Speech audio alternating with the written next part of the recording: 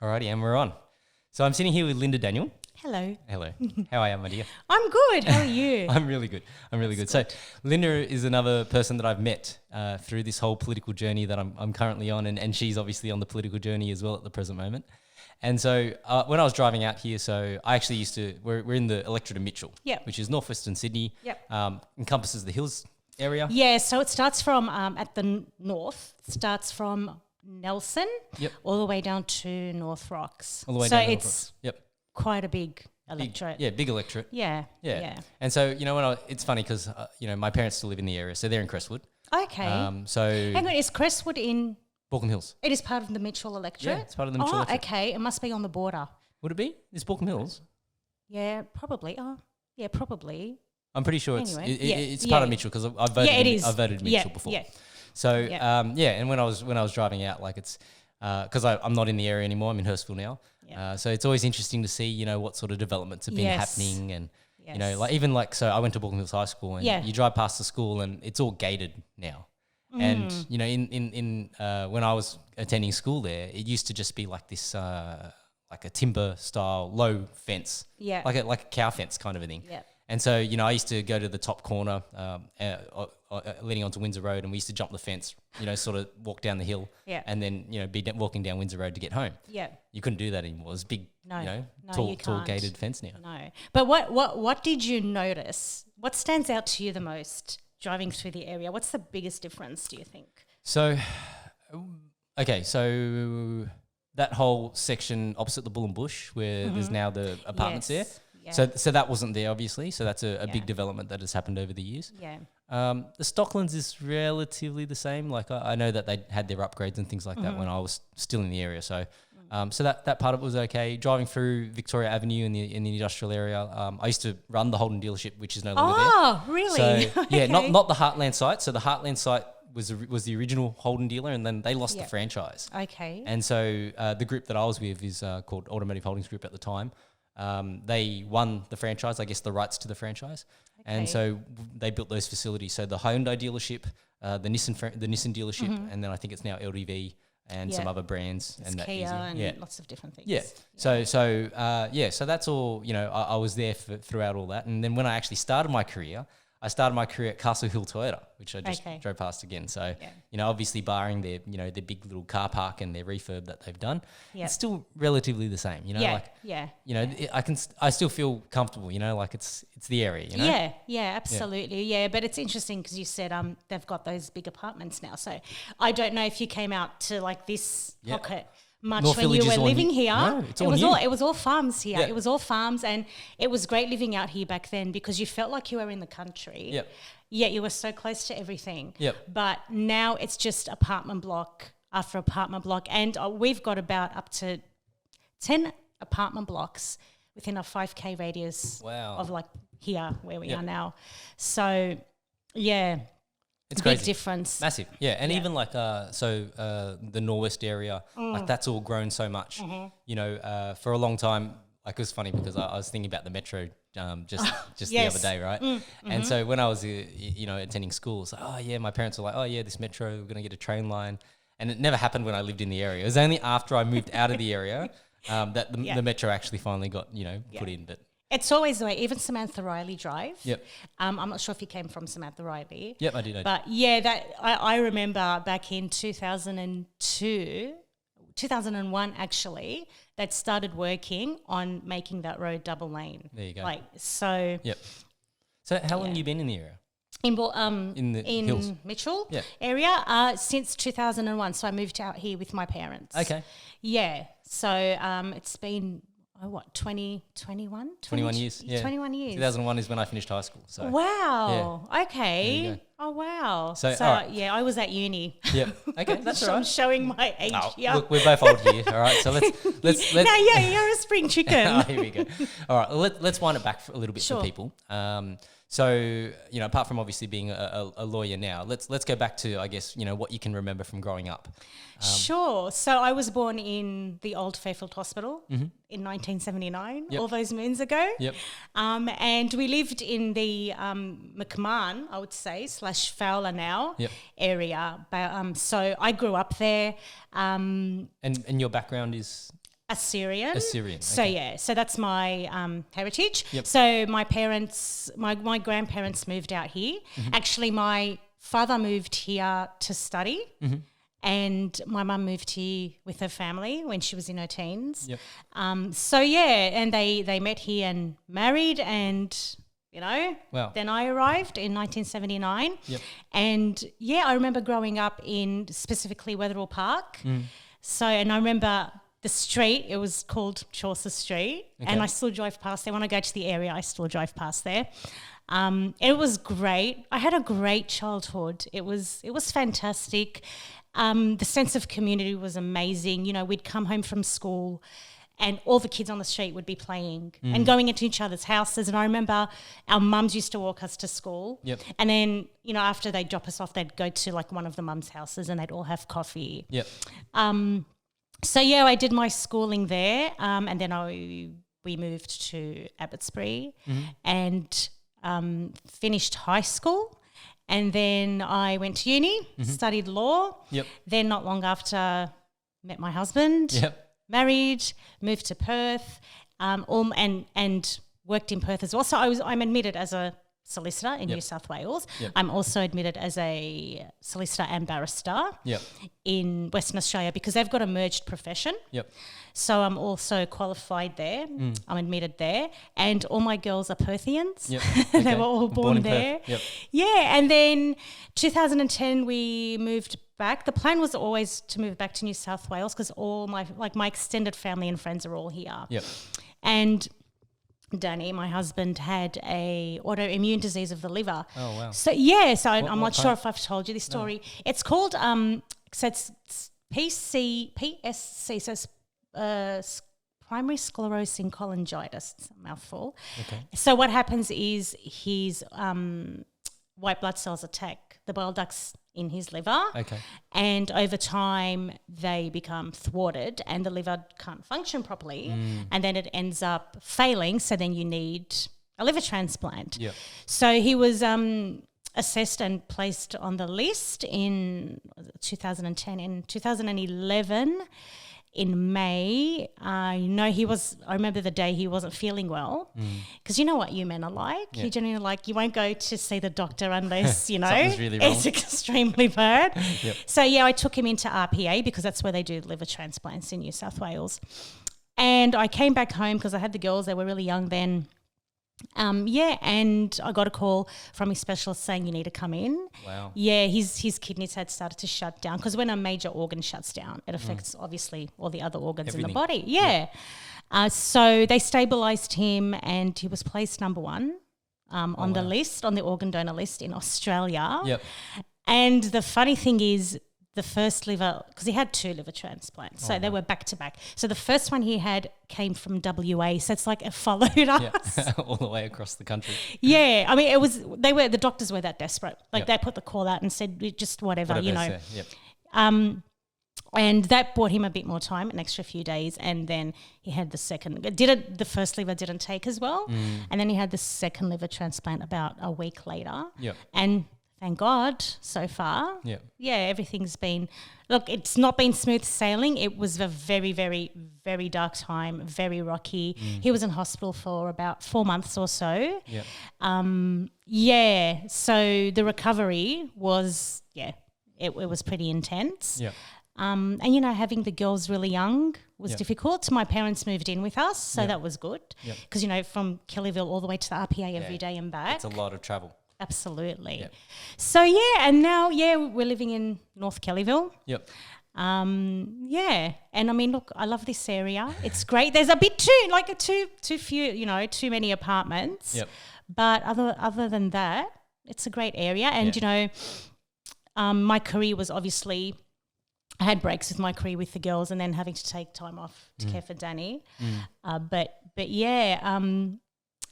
It's funny because I only ever saw myself practicing in law and now I'm running for Parliament. Yep. It's like I didn't think I would ever do that. So, and I'm, you're probably the same. Yeah. So we've all got I think all of the candidates, and one of the things that I think is really cool about we've all gotten to form these really nice friendships. Absolutely. Even no matter what happens, at this next election, we're still going to have really good friends for life. Absolutely. It's true. I always tell, our fellow candidates, if, what's happened these past 2 years has been bad.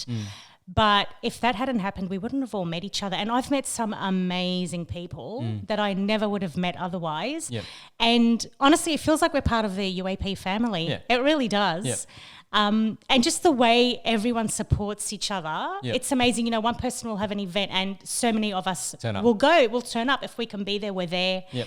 So it's just amazing the support that we give each other. And I have not seen that, with any other major party, at least.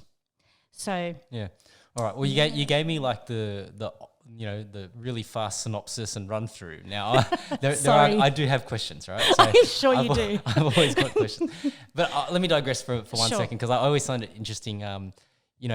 So in our candidate chat, we sort of talk about some of the things that are going on, and a lot of the things. And it was really, I always find the ones that are really interesting is that when our billboards get vandalized. So for people listening, so our party does spend a lot on advertising because we want to get the word out there. Absolutely. In relation to what we stand for and things like that. And so the United Australia Party signboard on James Drive, I think, was converted to racism, Yes. or racist. Right? Yes. And I was thinking to myself the other day, I don't know where people get this misconception from. No right? idea. Because you're you're of Assyrian background. Yep. Obviously I'm ethnically Chinese, but so I'm an Asian background. And it was funny, like I was at Jackie, Dimitri, and Marika's event the other day. Oh, I think Elvis was there as well. Yeah, at Ramsgate Beach. Yep. And so my wife was there. We brought the kids, and my son, was having a ball handing out business cards. That was right? so cute. I watched that video. It was adorable. How can you not vote for the UAP when such a cute kid gives you, He's full of energy, right? And he loved it. Like he enjoyed going up to people and trying to get them to take my business card and try and, I guess be a bit of a conversation starter. And it was interesting because there was this one lady that, sort of took offense to the United Australia Party. And she was like, so my wife, got engaged with a conversation with her. And she was like, the United Australia Party, if they were in power, you wouldn't even be able to come to this country, right? And so she was like, hang on, so you're saying that our party's racist by being racist to me? Like, how does that work, right? It's like a backhanded compliment. Yes. Right? Yeah, exactly. Yeah. Exactly. And then so then my wife was like, so who should I be supporting then? And then she was like, you should be supporting Labor.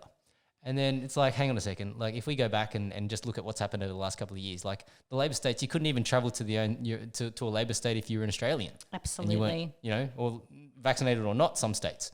Right? Absolutely. So, not to make it about vaccination, but just talking about, freedom of travel between states. Like if that was what the Labor states were doing for Australian citizens, what hope did a refugee have of getting into Australia? Well, right? I mean, you can see how many years refugees spend in detention. So, yeah. Yeah. So I just wanted to bring up that because I found it really interesting, especially when we look at, if you just look at the candidates list. Absolutely. On our website and just go to our website. Look at the backgrounds of the people, right? We got people from all different backgrounds, all different religions. So, and this is what I love, right? Yeah. They really have chosen candidates that represent a cross-section of Australian society and like different cultures, like you said, different religions, different professions. We've got such intelligence. Sometimes I feel really stupid because we've got we've got such intelligent people, and a lot of them, they don't just have one career or one qualification. They've got a few qualifications. They've done all these different things, and they've got families, and they're just real people, everyday people that had no intentions of entering politics, and yet here they are. Yep. And with the racism thing, on Twitter I've been called a neo-Nazi. Really? I've been called racist. Yeah, and I just laugh because it's like, look at my picture. Yep. Seriously? Yeah, that's right. and it's it's so obvious that we're not racist because we've got, like you said, so many different cultures. All you have to do is go to our website and look at the different candidates. Yeah. So look, I think people like that at the end of the day, their problem is it's not about racism. It's nothing like that. For some reason, they just don't like our party. And they'll use, they'll use anything. Well, I think just it's more to cut just us down. They haven't really had to have a conversation with anybody, right? So even, I'm sure my wife would have been the first person that she's probably had a conversation about it.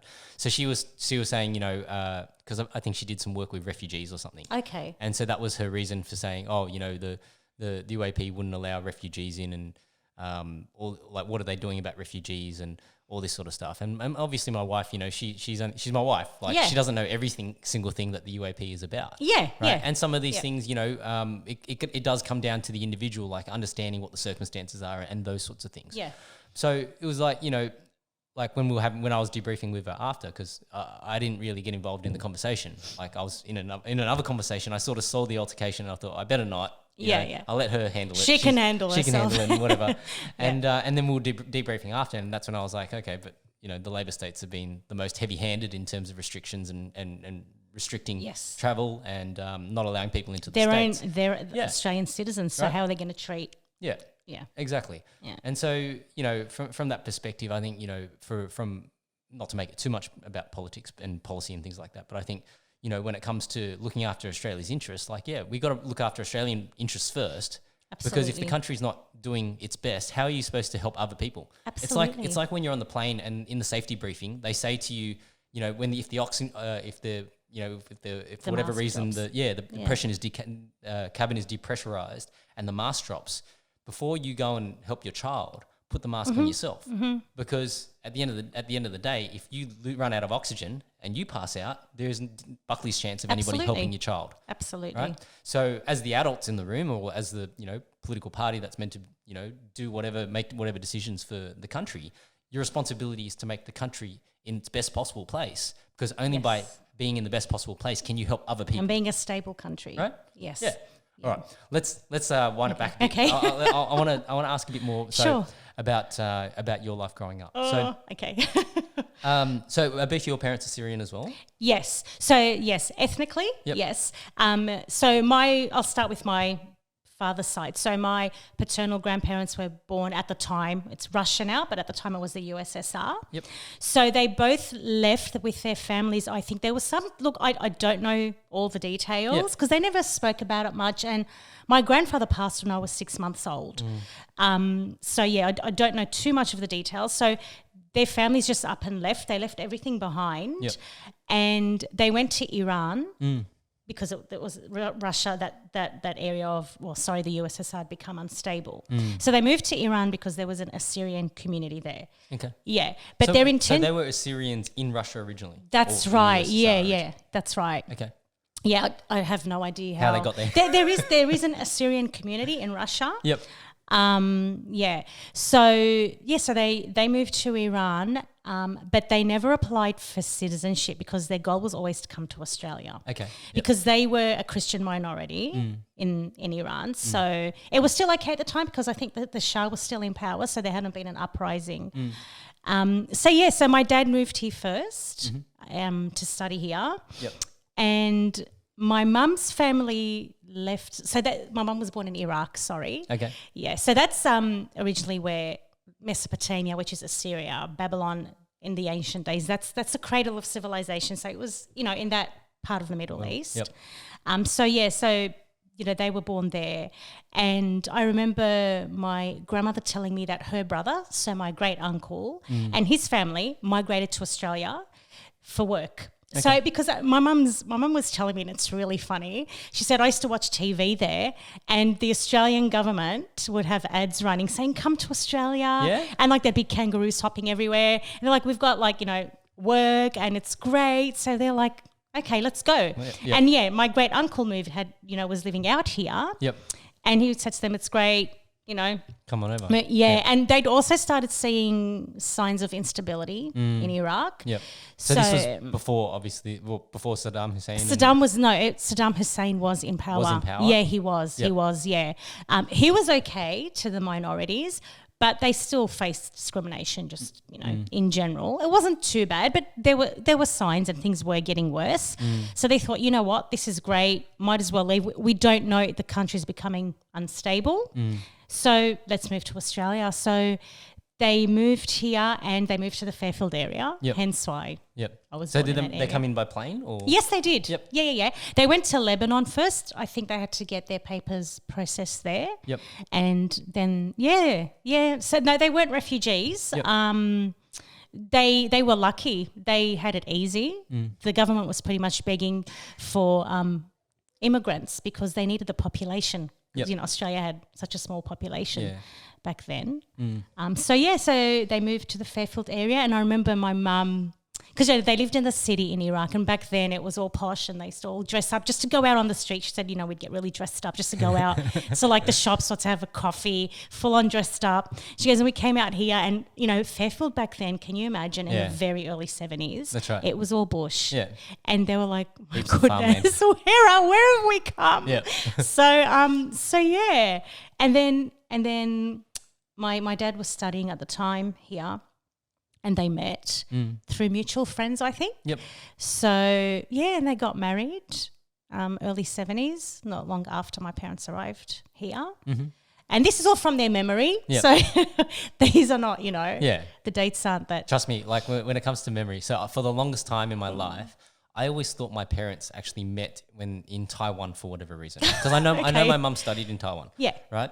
And so I had assumed they'd met in Taiwan. And then it was only after when I actually sat down and did a podcast with my dad that that I actually realized that, hey, my dad got actually, a bit worked up in the podcast because he's like, no, I've never been to Taiwan, and he's going off at me, and then he's like, they met in New Zealand. No way. Yeah. So they went to New Zealand before. So no, well, my mum after studying in Taiwan must have gone to New Zealand. Yes. And so my dad was already studying in New Zealand, studying accountancy or whatever. Okay. And so how he met her was like he was doing like one of those like club days where it's like, whether it's like a Malaysian society or Singaporean society, like that kind of society, or Asian society or whatever. Yeah. To try and find other, people that have come for that particular reason. And so I think my dad was like the guy doing the orientation or whatever and taking my mum around, and that's how they got together. But for the longest time, like, I had this misconception about what it was. Yeah. So it just goes to show, how fuzzy, memories can be, because I was, 35 years, I believed a certain thing, and then it was like, oh, oops, I'm wrong. Yeah. It is. It's pretty amazing. Like when I was, you've had experience with Section 44, the dreaded Section 44. So it's the Section 60 nomination form, right? That we've got to. Yeah. So for people listening that may not know what we're talking about, in federal politics, if you're choosing to, run as a candidate, then you need to prove that you don't have dual citizenship. That's right. And there's a whole bunch of requirements that you need to fulfill. And that was only brought into being relatively recently, or not recently, like in terms of a year, but like over the last few years, because I think there was quite a few politicians that had dual interests or dual nationality. Yes. But it's interesting because, we've all sort of been going through the ringer about, how do we go and prove these things? Yes. And so my father is still a Singaporean national, as an example. And so at birth, he had registered me with the Singaporean government to say that, this is my son, we want him registered as a Singaporean citizen. And, as far as I was concerned, I thought that it was all done and dusted, right? Because what happened when I was at uni. Oh, so you weren't born in Australia? I was born here. Oh, okay. Yeah, I was born here, but because my dad was still a Singaporean citizen, he could register me as a Singaporean citizen. Oh, okay. Yes, yes. So that's how it happened for that. Okay. And so what happened, I think it was at the end of my first year of uni, I actually got an internship for the summer, and I was planning to go back to Singapore and obviously do an internship there. Mm-hmm. So I got an internship with Deacons. Wow. So it was great, right? Smart boy. And so then what it was like, I was meant to go to Singapore and work for that 3 months or whatever over the summer, and then come back and continue my degree. Mm-hmm. And I was liaising with the guys, or the HR department of Deacons, and I was like, oh, what do I need to do to organise a visa, right? And then they were like, oh, no, don't worry, we contacted the Singaporean government, we have you on file as a Singaporean citizen, so, you can work, no drama. Yep. And then I was like, oh, shit, if I use my right as a Singaporean citizen to work in Singapore, I might not be able to come back home because they have mandatory national service there.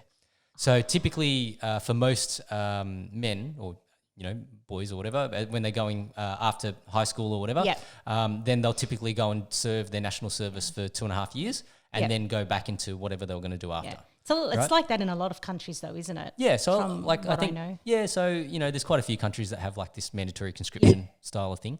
And so, so as a result of that, I actually ended up saying, oh, look, probably not right for me to express my right or use that right to work as a Singaporean citizen. I'll probably have to not do the internship. So and then that sort of kicked off a whole bunch of things where, then I got a letter from the Singaporean government saying that, hey, you need to make a choice. What are you doing?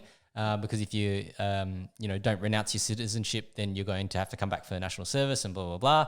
And so then I had to, do some stat decks and then so for this whole Section 44 thing, I only had the original stat deck that I wrote, that my mum got me to do, so that I could at least come back to Australia after saying that, I intend to renounce my citizenship by the age of 21. And I didn't have anything else after that. Yep. And so then it was like, everybody's freaking out because they're like, oh, you need to have like the actual document.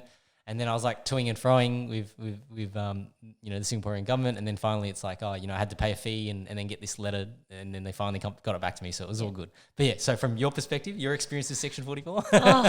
Okay. So it was my fault because I just assumed that because my father was born in Iran,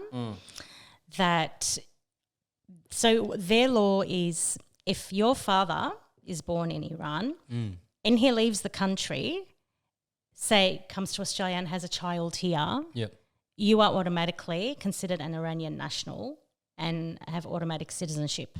Wait, so let's go back again. Okay. So he was born in Iran. Yes. And if he went to another country, had a child there, for whatever reason, they still call him an Iranian national. So that would be me. Yes. Yes, right? Just because you've had a child, even though the child wasn't born. Because he's had a child here. Yep. Yeah, even though the child wasn't born there. Yep. I've got no connection really with that culture. I don't know the language. So I was like, hang on.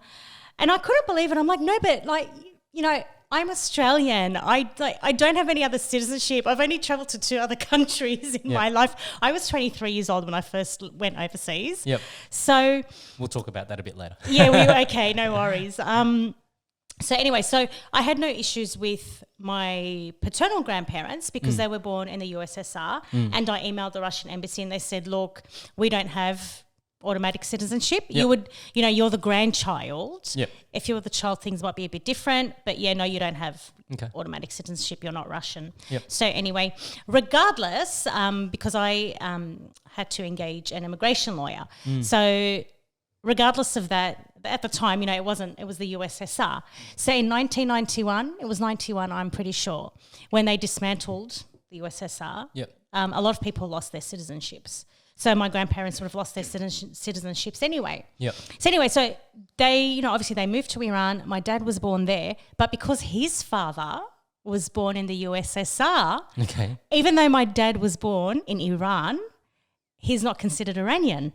So he was essentially stateless, and I had no idea. I thought my grandfather, my dad's dad, was born in Iran, but I found out he wasn't. My dad's like, no, he was born in Russia or USSR. I'm like, oh, thanks for telling me that now. Yeah. But we never talked about, like, we're Australian. We just, you know what I mean? We don't really talk about those things. This is interesting because I think a lot of families and a lot of kids don't actually talk to their parents about their heritage and things like that. True. And it was something that so when I started this whole podcast journey, it was something that I actually felt a bit remiss about. Like, I'd gone 35 years of my life and it was only after having kids that I realized that, hey, I was watching my children grow up and do things, and I'd be like, I don't know whether some of that stuff is genetic. Like, we always talk about genetics being, passing on your features and how you look and maybe a bit of your personality and things like that. Yes. But I think there's a lot of like learned experience, right? Absolutely. Because I'll look at how, my son would do something or my daughter would do something. And, even today my wife was saying that, the way that my eldest daughter Cadence is at school, it's just like her, right? Aww, and and then we went to, watch my son's Easter performance today, and I'm like, yeah, he's just like me. Oh, it's just like, it's like those things, right? Cute. Yeah. So, but you don't think about, what your ancestry was like, you know, because if you think about how many generations there were before you've come into this world. It's amazing. Right? It's truly amazing. And what they've been through. And I didn't even know my dad was apparently stateless because his father was not born in Iran. It's like me now saying, you know, I'm born here, so by birth I'm Australian. I'm an Australian citizen. But imagine, like, no, you're not. Actually. So then you have to apply for citizenship. And especially if you're an ethnic minority over there, it was more difficult to get that. They've only recently changed their laws there to allow for that for parents, because apparently a lot of Iranian women are marrying Afghani men. Okay. So therefore their child is not Iranian, considered Iranian national, because the father's Afghani and not Iranian. Okay. So that most of the Middle East works that way, same as Iraq. Yep. So my mum was considered Iraqi because her father was born there. Yep. Okay. But I'm not considered Iraqi because my mum was born there. If my father had been born there, then I'd be different story. Okay. So yeah, it was a lot of like question asking, I guess. There was a lot of research, and it was a bit inconvenient, but I'm glad I went through all that because I learned I learned so much, and how unstable that part of the world was at the time. And, you know, some of it still is, let's face it. Yep. And just how blessed I was to be born here, and that my grandparents, both sides, left those countries when they were still reasonably stable. Yep. And, you know, not that long ago, I was speaking to my mum's mum, and she was saying to me, she's like, what's going on here? She goes, we left the Middle East to come to Australia for freedom and stability. And she's saying, she goes, some of the things that are happening are reminding me of the things that were happening back home. So yeah, very, very interesting. Yeah. We'll talk about that a bit more. But it's all good. Like I met all the requirements. Yep. So you got through that. I got through. That's your point. Hallelujah. All right. Yeah. So what can you remember, you know, in terms of, so do you have any siblings or? I do. I have a younger sister. She's 4 years younger than I am. Yep. Yeah, and it's just us two. Okay. Yeah. And so growing up, like, what do you remember much about, you know, what life was like in the household? And yes, so mum didn't work. Dad worked. He worked for telecom at the time. Yep. And I actually remember, you know, he used to take us with him on little trips when he used to go to like fix and, you know, work on all the towers. So, and I remember him taking us to Telecom Tower in Canberra. Yep. So yeah, I remember those trips. We did a lot of interstate trips because we had family in Queensland and Victoria. Wow. So that was great. My sister, because she was, you know, 4 years younger than I remember when she was born, I was over the moon. I'm like, yeah, I've got a little sister. And I named her. Did you? I named her, and if she listens to this. Yep. And like I said, it was great, you know, growing up in, you know, a community. It was a real, like a village would raise a child then. And I had my paternal grandparents. They were around the block from me, and we had other extended family friends and yeah, it was great. It was simple. Yep. It was really simple. Yeah, I'm lucky. I think I'm lucky to having, you know, grown up in that time. I think children these days growing up have much more challenges, especially with all that's been going on now. Yeah. So yeah. So so you mentioned your mum came over when she was 19? No, she was gosh, honestly, she was probably 13. Okay. I don't, So language-wise, like, I was just wondering if the language was ever an issue, but at that age, probably not. No, not really. Not really. And my dad's ended up studying here, so. Yeah, so he was fine. So, yeah. Yep. He studied, I think it was electronic engineering at UTS, but that was Sydney TAFE or something or other back then. Okay. So, yeah. Yeah. And so then when you went to primary school, like what kind of child were you? You know, how did your teachers describe I've got a funny story. So my parents spoke to me, you know, in Assyrian, and they you know, they'd always say, and it's funny because they've given up now, but they'd always say to me, speak to like the girls, my daughters, speak to them in Assyrian. Yep. It's a very ancient language. It's like over 7,000 years old. Yeah. It's like, it's sad if they lose that, you know. I'm like, yeah, all right. But you just get lazy. Yeah. And, you know. It gets hard. It does. It does. I see that with my own kids, right? And like, so, you know, Caden's only 5 and Harley's 3, right? But because Cadence is speaking more English because she's going to school now, and then Harley's going to preschool, like they both start speaking English. So a lot of times we might speak to them in Chinese and then they give us an English answer. Yes. Which then prompts us to speak to them in English. Exactly. And it's just, So, anyway, but when I was, so I grew up, I did know a few words of English, I must admit. We had Maltese neighbours, amazing people. And so me and their daughter, who's around my age, she used to speak to me in Maltese, speak to her in Assyrian. So we both picked up words from our languages, But anyway, so I went to school without knowing proper English, born and bred Aussie. Yeah. And I remember my dad tells me this story. It's so funny.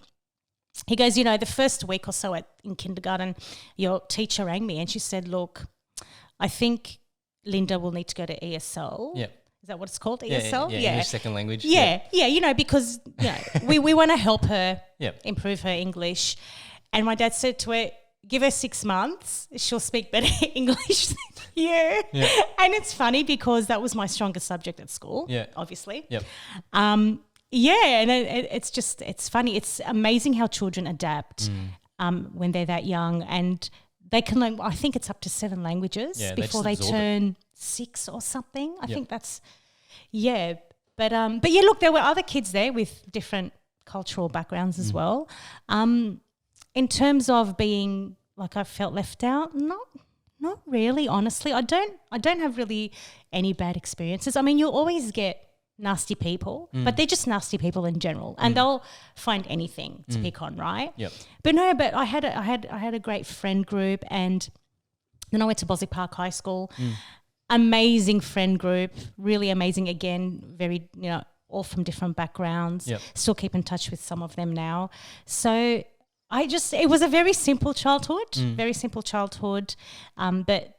Honestly, I wouldn't change a thing. It was great. Yeah. So when you finished high school, did you already have the idea that you wanted to go into law, or I changed my mind a few times.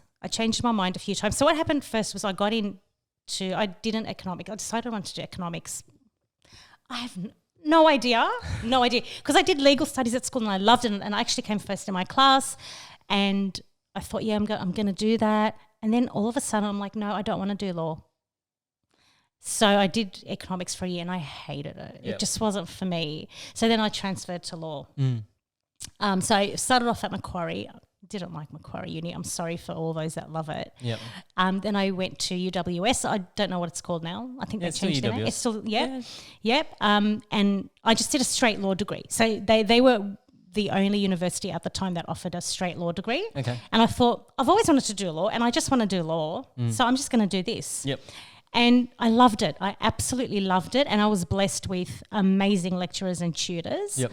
And I remember, there were certain subjects that were really difficult, like equity and trust. And I mean, you would have done these too yourself. Yep. Property law. And I remember at the oh my goodness, yes. So I remember sitting at the first lecture, especially equity and trusts. And I'm thinking, you're going to fail this for sure. But the tutor was amazing. Yeah. And I did really well. It was a great experience. I actually loved studying. A lot of uni life is party life. Yeah. I did party a little bit, but I actually loved uni and I loved studying law. I have to admit I love studying it more than practicing. Yeah. But yeah. And then I was admitted and then moved to Perth after getting married. Not long after, got admitted as a lawyer there. So was there different requirements?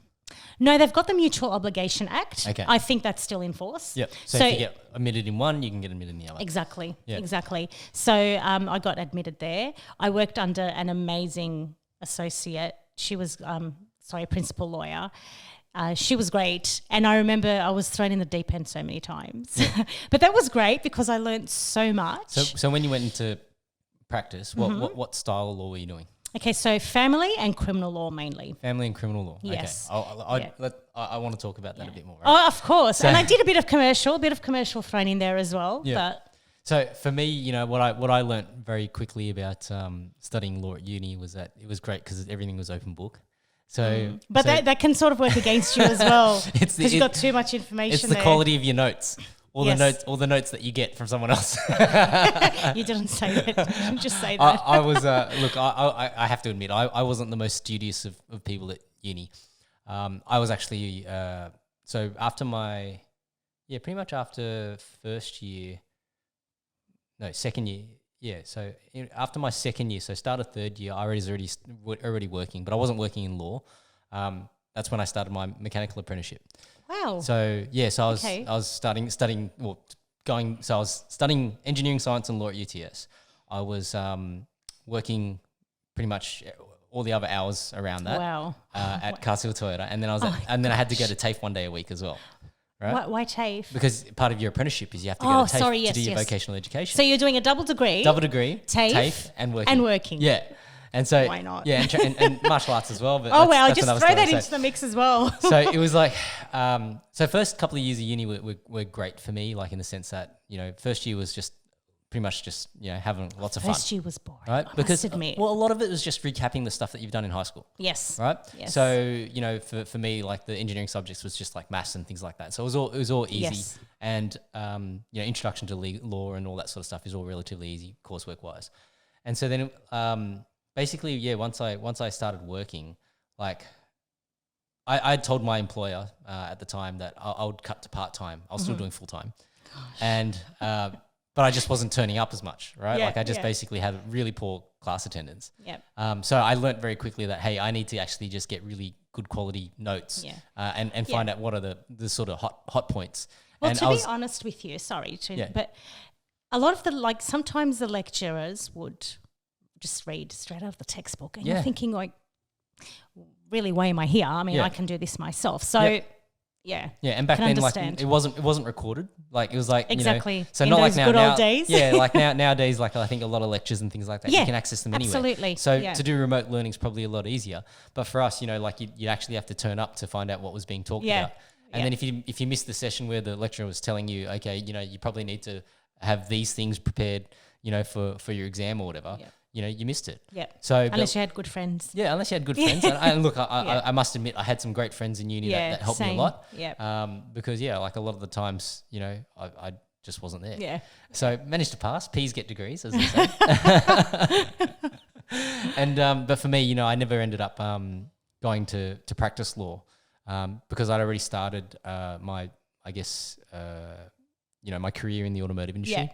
And I had a bit of a fork in the road because what happened was whilst I was still doing my apprenticeship, I was doing a bit of temping like at the time just to try and get some extra money because because you didn't have enough things to do. Well, I had a bit of a family situation. Like my parents were going through a very difficult time. All right. And my mum, was having some problems with mental illness. Okay. So, part of the reason why I got an apprenticeship was so that I didn't need any of their money. Like I was covering my own end from that perspective. Yeah. And because of, what was going on with my parents, I didn't have a very good relationship with my dad at the time. Okay. And then my brother was overseas. So it was just basically me. Yeah. Right. So as a result of that, like when I was still doing my apprenticeship, I'd been doing some temping, and then I got a phone call one day and they said, oh, Johnny, we can get you a temping role at Mallison's. And then at the time I was like, oh, Mallison's, okay, yeah, I'll take it. And then I thought about it a bit after, and I'm like, what am I going to tell work? Right? Like this is because she was like, oh, it's 4 weeks, and then after that, if you do well, maybe they'll want to offer you something else. So it wasn't permanent. No, it wasn't permanent. It was just a temp. Sorry, like a temp, right? Yep. And so then I was like, what am I going to tell work? Like, how am I going to take 4 weeks off to try this to see if I like it? Yep. Right? And then it was sort of weird because I remember having a conversation with the owner, Mark Fitzgerald, of the Toyota business, and I remember him saying to me at one point, like, Johnny, you need to like focus on what you want to achieve, right? Because you could be successful at anything, but you just got to pick what it is that you want to do. And that sort of resonated for me. Like I sort of, it made me think twice about taking this temp role. And so then I actually called her back and turned it down. Oh, wow. And she was livid. Like she was really angry because she was like, I just told them that you had accepted. And then she was we all know how hard those roles are to come by. Right? Yeah, and so then absolutely. she was basically like, like this you'll never be able to work in for them again. Yep. And then, so that was like, okay, well, if that's the way it is, that's the way it is. So the law firm. That was the end of my law career. So I just left that. Okay. Left that, like never tried to go into law after that. I just, stayed with the automotive industry for the rest of my career until, last year, basically. Yeah. I remember you telling us the story about your career in the automotive industry at my members meeting, my first members meeting. Yeah. But what made you choose law then?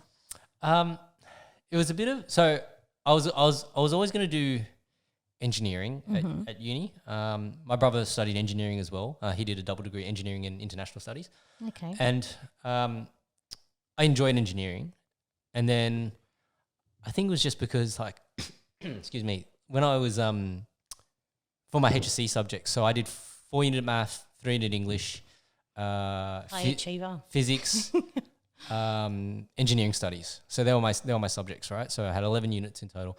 And I just sort of looked at it as English and maths are my strong points. So I'll just stick to doing things that are related to English and maths. So it was basically English was law and maths was the engineering. And that was how dumb my logic was, right? And so I was just like, this is what I'm going to do. And so I don't think it was just more convenience that I got the marks to be able to get in. So I'll just do it. I don't think there was any real other rationale behind it. Yeah. It's funny because at that age, 17, 18, even my 17-year-old says like, I'm not sure. She's like, maybe I want to do law. And I'm thinking, oh no, here we go again. No. I'm not sure. Do I want to go into science? Because she does enjoy that too. So I think we put a lot of pressure on them in a way. And there's not enough support. I think there's just not enough support. And things have changed so much in relation to work and the workplace and different roles that are now available. Whereas when I was at high school, these were the traditional careers, and you went into one career and generally you'd stay in that career forever. Yeah. So it's such a big decision, and I think people put all this undue pressure at the end of high school to try and be like, I need to have my life sorted out. Like at the end of the day, when you get to our age and we're reflecting You're on still it, right? going, hang on, is my life really sorted? It's not sorted at all, especially when you're wanting to go into politics now. That's right. It's like, what the hell are we doing, right? What am I doing? Yeah, so you don't expect a lot of these things, and I think from a maturity perspective, it's hard to be able to make those sorts of decisions. Absolutely. I think for a lot of people, they end up getting stuck because they might have done 4 or 5 years of it. If it's a double degree or something like that. If you get to 75% completion, it's a big thing to then turn around and say, you know what, I'm just going to give it up and not complete it. Yeah, absolutely. Right? And then there's also the opposite side, that the people that do give it up because they want to do something else, people are like, oh, you're a quitter. Yeah. So you lose either way. Yes. Right? So if you don't finish it because you decide that, hey, there's something else that you want to pursue, you're a quitter. And then if you do finish it and then go into a career that you actually don't enjoy, you're bound anyway. You're hating life because absolutely. And look, and I think it should be, life's a journey, right? And I think your career should be like that too. Why not change careers? There's no law saying that you can't change careers. Why not? If you find something else that you're passionate about, or you've got a business idea. I know a lot of people that have studied at university, have a degree or other qualification, and they can later on down the track, they'll do something completely different, but they love it and they'll build a successful business or change careers. So I just think, why not? Just do it, just do it. It's a journey at the end of the day, and you've got to be happy and you've got to love what you do because you're doing it every day. That's right. So, and that's what I tell my girls. I'm like, and a lot of people ask me, do you want your girls to go to university? Do you expect them? Because, you've been to university, blah, blah, blah. And I'm like, well, as long as they find something that they're passionate about, I will support them. If they want to do a trade, anything they want to do, I will support them. As long as they're doing something and it's something that they enjoy, I will support them, because I just think things are so different now. Absolutely. Yeah, not like when we were at school. And I was thinking about this concept the other day because I can't remember where I was listening to it, but basically the premise of the conversation was that, we talk about certain professions like they're lower class citizens, but without those professions, society ceases to function. Absolutely. Right? Absolutely. So as an example, the guys that do run the garbage trucks, like you go, okay, for most people, they think that's, you don't really want to make a career out of that, right? That's what a lot of people would say. Yeah. However, if you don't have people to do that job, what are you going to do with your rubbish? Absolutely. People don't think about that. That's it. Right? Someone's got to do it. Yeah. Just like what we're doing. And someone's got to do it. But people, and so even cleaners and things like that, like I've got friends who have cleaning businesses and they make a lot of money. Yep. Right? Because they're doing jobs that people don't necessarily want to do. Absolutely. So I remember like I was talking with one of my wife's cousin's sons. So I guess that would be a nephew. Mm-hmm. Yep. Something like that. And he was, getting to that point, finishing high school and trying to work out what he wanted to do. And I said, so what do you like though? What do you enjoy? What do you enjoy? Right. Yeah. And then they're like, oh, I enjoy money. And it's like, okay. So that's the typical, sort of response that you think about when you're that age. And it's like, okay, so what are you prepared to do for money? Are you prepared to clean toilets? Would you do that for money? Oh, I don't want to do that. But if you have a successful cleaning business and you're doing an office tower, that's a multi-million-dollar contract. Absolutely. Would you want to do it then? Oh, well, I'll think about it. Yeah, right. So I feel like in society we sort of look down on these professions that unfortunately without them society can't function. Absolutely. So mechanics is a common thing. Like I remember being an apprentice and you feel like you're the shit on the bottom of somebody's shoe. Like that's how you're treated. Yep. And it's like, but hang on a second, you've actually got a really important job because if you don't do your job right, the chances that something is going to go catastrophically wrong is huge. Absolutely. Like, and I would say this to any apprentice that or any aspiring apprentice, I would say to them, guys, I really want you to think about what you're doing because let's say for you're not paying attention for whatever reason and that car goes out and let's say that's your mum's car.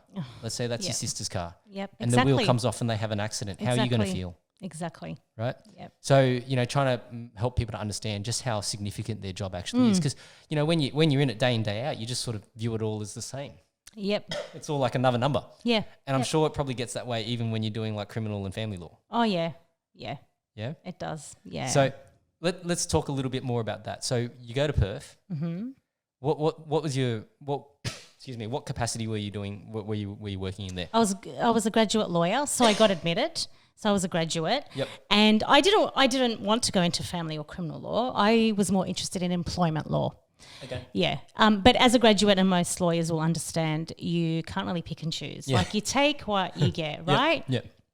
Anyway, so I applied for this job and got it. So at first there was two partners. So one partner would specialise in criminal law and the other partner specialised in family law. Yep. So I'm like, okay, it's a good learning experience. But yeah. Speaking of jobs that people don't want to do. Absolutely. But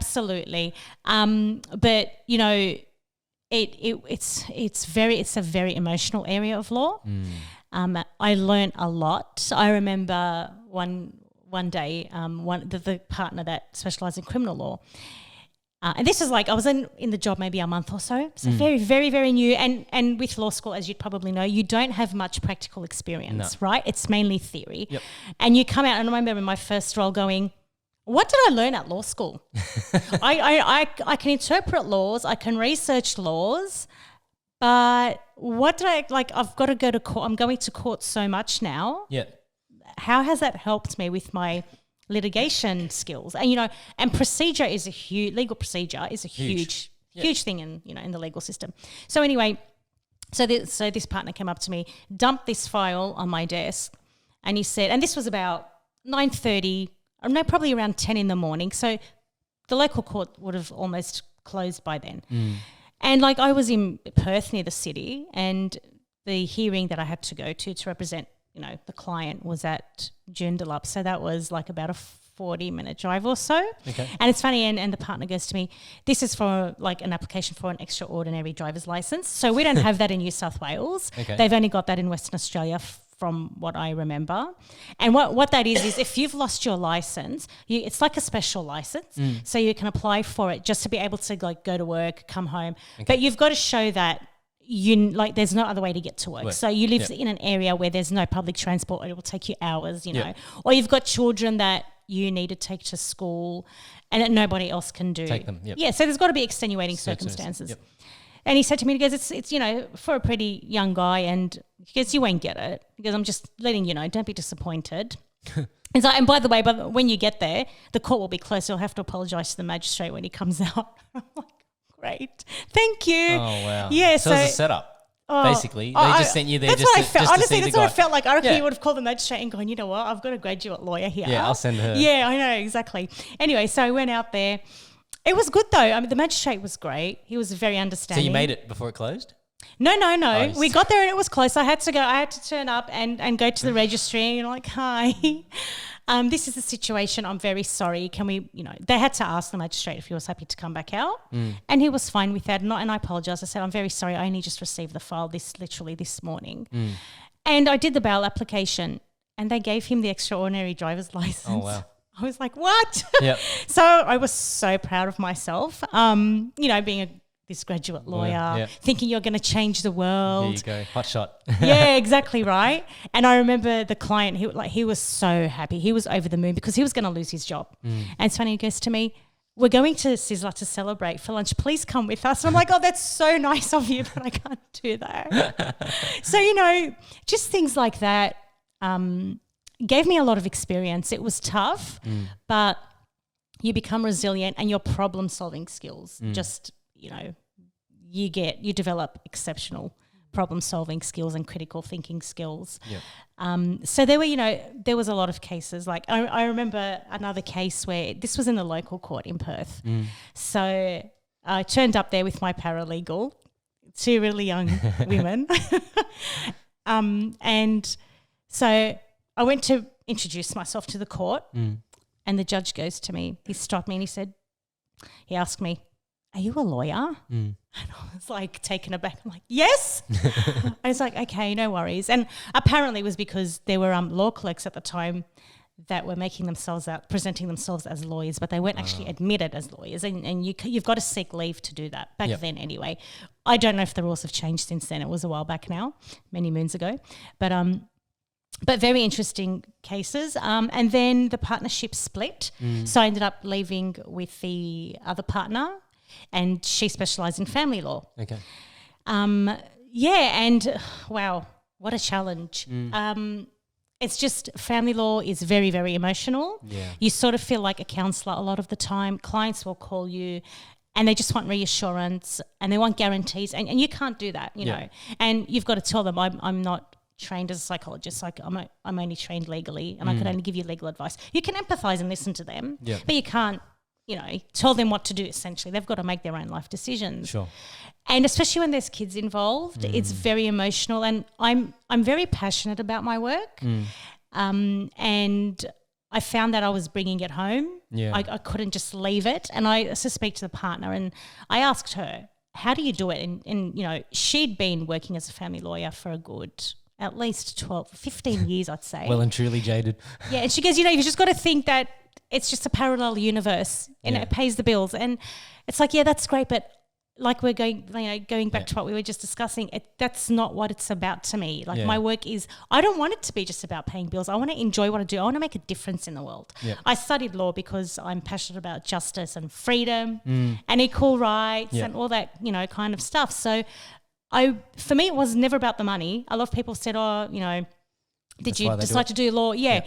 No, because honestly, sometimes the amount of stress you're under and the hours you do, it's not worth them. It's not worth the money. Yeah. Weekends, anyway. So after a while, I just said to the partner, I said, I can't do this anymore because it's really affecting me emotionally. I just can't separate. My emotions with what's happening. Because I had there was a child abuse matter. Yeah, absolutely. You do. You become invested. So, and then I got pregnant with my first baby. Okay. Yeah, so I took some time off. And I actually took some time off. I decided I wanted to, and I was lucky enough that I was able to stay home with the girls, so my 3 girls. And when the youngest was born, I applied for a job as a law lecturer at Perth TAFE. So lecturing accounting and business studies students, because they've got to know, business and employment laws. Sure. They've got to know the basics. And it's so funny because this would never happen now. But I remember I applied for the role and the manager of that department called me and she spoke to me for a bit. We just had a casual chat like we're having now. Yep. She's like, so when can you start? I'm like, what? I've got the job. She's like, yeah, absolutely.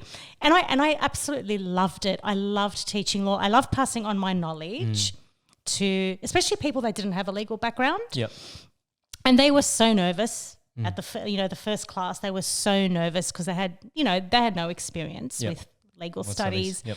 Yeah, and I remember one of their tasks I gave them was a speech. I can't remember what topic it was on, but literally some of them were shaking when they came up to the front to speak. But, we got through it, and I just had to keep it very, very simple terms of language, very simple. But I really, really enjoyed it. And I remember when I left, because we were moving back to Sydney, they bought me a card and like chocolates, and it was so sweet. They all signed the card and said, "You're the best teacher ever." Like, teacher, that's interesting. Yeah, I never thought of myself as a teacher. Yeah. So I did that. Then we moved back here, and then all that stuff happened with Danny and the transplant. So when it came to the family law side of things, like when I guess you probably experienced some things that are pretty traumatic, right? Yeah. Could you picture yourself like, and the way I would say is like, sometimes I like to think that there are, the concept of infinity to me means that the universe is so large that there is probably another version of myself and you out there having this probably exact same conversation, as well as, however many other types of conversations, and me being in your position and you being in my position, all these different possibilities, right? Yep. That to me is like, how, if you think about how big the concept of infinity is, right? And so I use that sometimes when I look at, other people's circumstances, and I go, look, there's probably a world out there that exists that I'm probably in their shoes. So how would I think about myself if I was in that position? Yeah. Right. And, I always give the example of, when I lost my job in the automotive industry, I put myself in the position of my employers and said, what kind of pressure must they be under to feel like they have to feel compelled to make a decision like that? Yeah. Right. Yeah. So, did you have any experiences like that where you were like, look, you're here trying to help this client to resolve their issue, but then really struggling because, it's like it hits too close to home? Not during family law, not so much it hits close to home, but there were situations where the client wanted to, we wanted to settle a matter, for example, but the client wasn't that happy with the terms and conditions, but they thought they just want to settle it because they spent so much money on legal fees. Yep. And, how much more do you fight? So they just become exhausted, and it was very emotional. So I would always say to them, look, you just got to give them, the pros and cons. You can keep going. We can keep going, but these are the chances of you getting what you want if we end up at the family court, and you probably won't get those things. Yep. So save yourself a lot of stress, and my advice would be to accept, this offer of settlement. And so with family law, there's never a winner. It's not, a lot of people have this idea of law about, oh, you won the case or you lost the case. It's not like that. With a lot of areas of law, not just family law, it's a compromise. And I think good lawyers will always compromise. They'll do their best to get the best for their client. Yeah. But you don't push it to a point where that person is emotionally destroyed. That's what I believe anyway. So you've got to compromise. The clients compromise as well. And for me, the saddest thing about it is the children, because they're the ones that end up getting hurt the most. Yeah. And it does get quite nasty, doesn't it? Oh, it does. It does. Especially if there's like some any sort of vindictiveness that's in there. Oh, absolutely. Right? And there is. Yep. And there is. And when it comes to kids, it's like, I don't want to say that. It's really heartbreaking. Ones, right? Yeah, especially when there's child abuse, and especially neglect. So that was for me. I could have dealt with the arguing and all that between spouses or ex-spouses, but when it comes to the children, like you said, they were brought into it. They have no choice in this matter. Yeah. That I think that made me struggle a lot. Did you ever have to represent somebody that you felt like, I don't want to represent you? Yes. Yeah. Yeah. Yeah. Yes. Look, with criminal law, I did do some defence work, but they were only minor offences. Okay. Yeah. With family law, there were some difficult clients, and I remember the partner had one very difficult client. She actually ended up firing him. Wow. So, yeah, it got to the point where she was getting harassed and abused. Yeah. So, and again, it's all emotions. When it comes, like, you're dealing with people's lives, their family is breaking apart. Yeah. Their children become involved, and they just, it's hard to, one of the parents obviously not going to have the kid full time. I mean, there's different situations. Obviously, there's shared care, but a lot of the time that doesn't work for families. So it is like I think the saddest part of it is the children for sure. And that's what I struggled with, because there's only so much I can do. And the thing is, as a lawyer, you come out going, yeah, I'm going to change the world. I'm going to make a great positive difference. And then you're like, well, maybe. This is a bit different to what I expected. I can only do the best I can. And one thing, you know, I'd speak to the partner of the firm a lot, and she was amazing. She was an amazing lawyer, and she taught me so much. And she said to me, she goes, you can't save everyone. Yeah, it's sad. She goes, it's sad. She goes, but you just do the best you can do. Otherwise, emotionally, you'll be destroyed. And some people don't want to be saved, right? No, you're right. Absolutely. You know, this is, I think, what you know, people often neglect is, you know, we always think that, you know, people want help, but sometimes there are people that just don't want help, and there's nothing you can do unless they want that help. And they need to come to that realization themselves, because you know, and it could be things that, you know, that's the way they were taught from childhood, that, you know, you don't ask for help, or it could be like small things like that, or it could be bigger trauma that underlies all that sort of thinking. But you know, some people they don't want the help. No. So and with family law also, I find that sometimes, you know, one of the parties, it becomes about vengeance. You know, it's about vengeance, and they'll try to, you know, get back at their ex-partner through their children. You know, so that made it difficult. And just when I got one of my cases was child abuse. So the father was sexually abusing the children. That was it for me. I resigned. I couldn't, you know, and so it sounds bad. So was he your client or the no, the mother was my client. Okay. And she was suspicious that it was happening to their daughters. It was the biological father.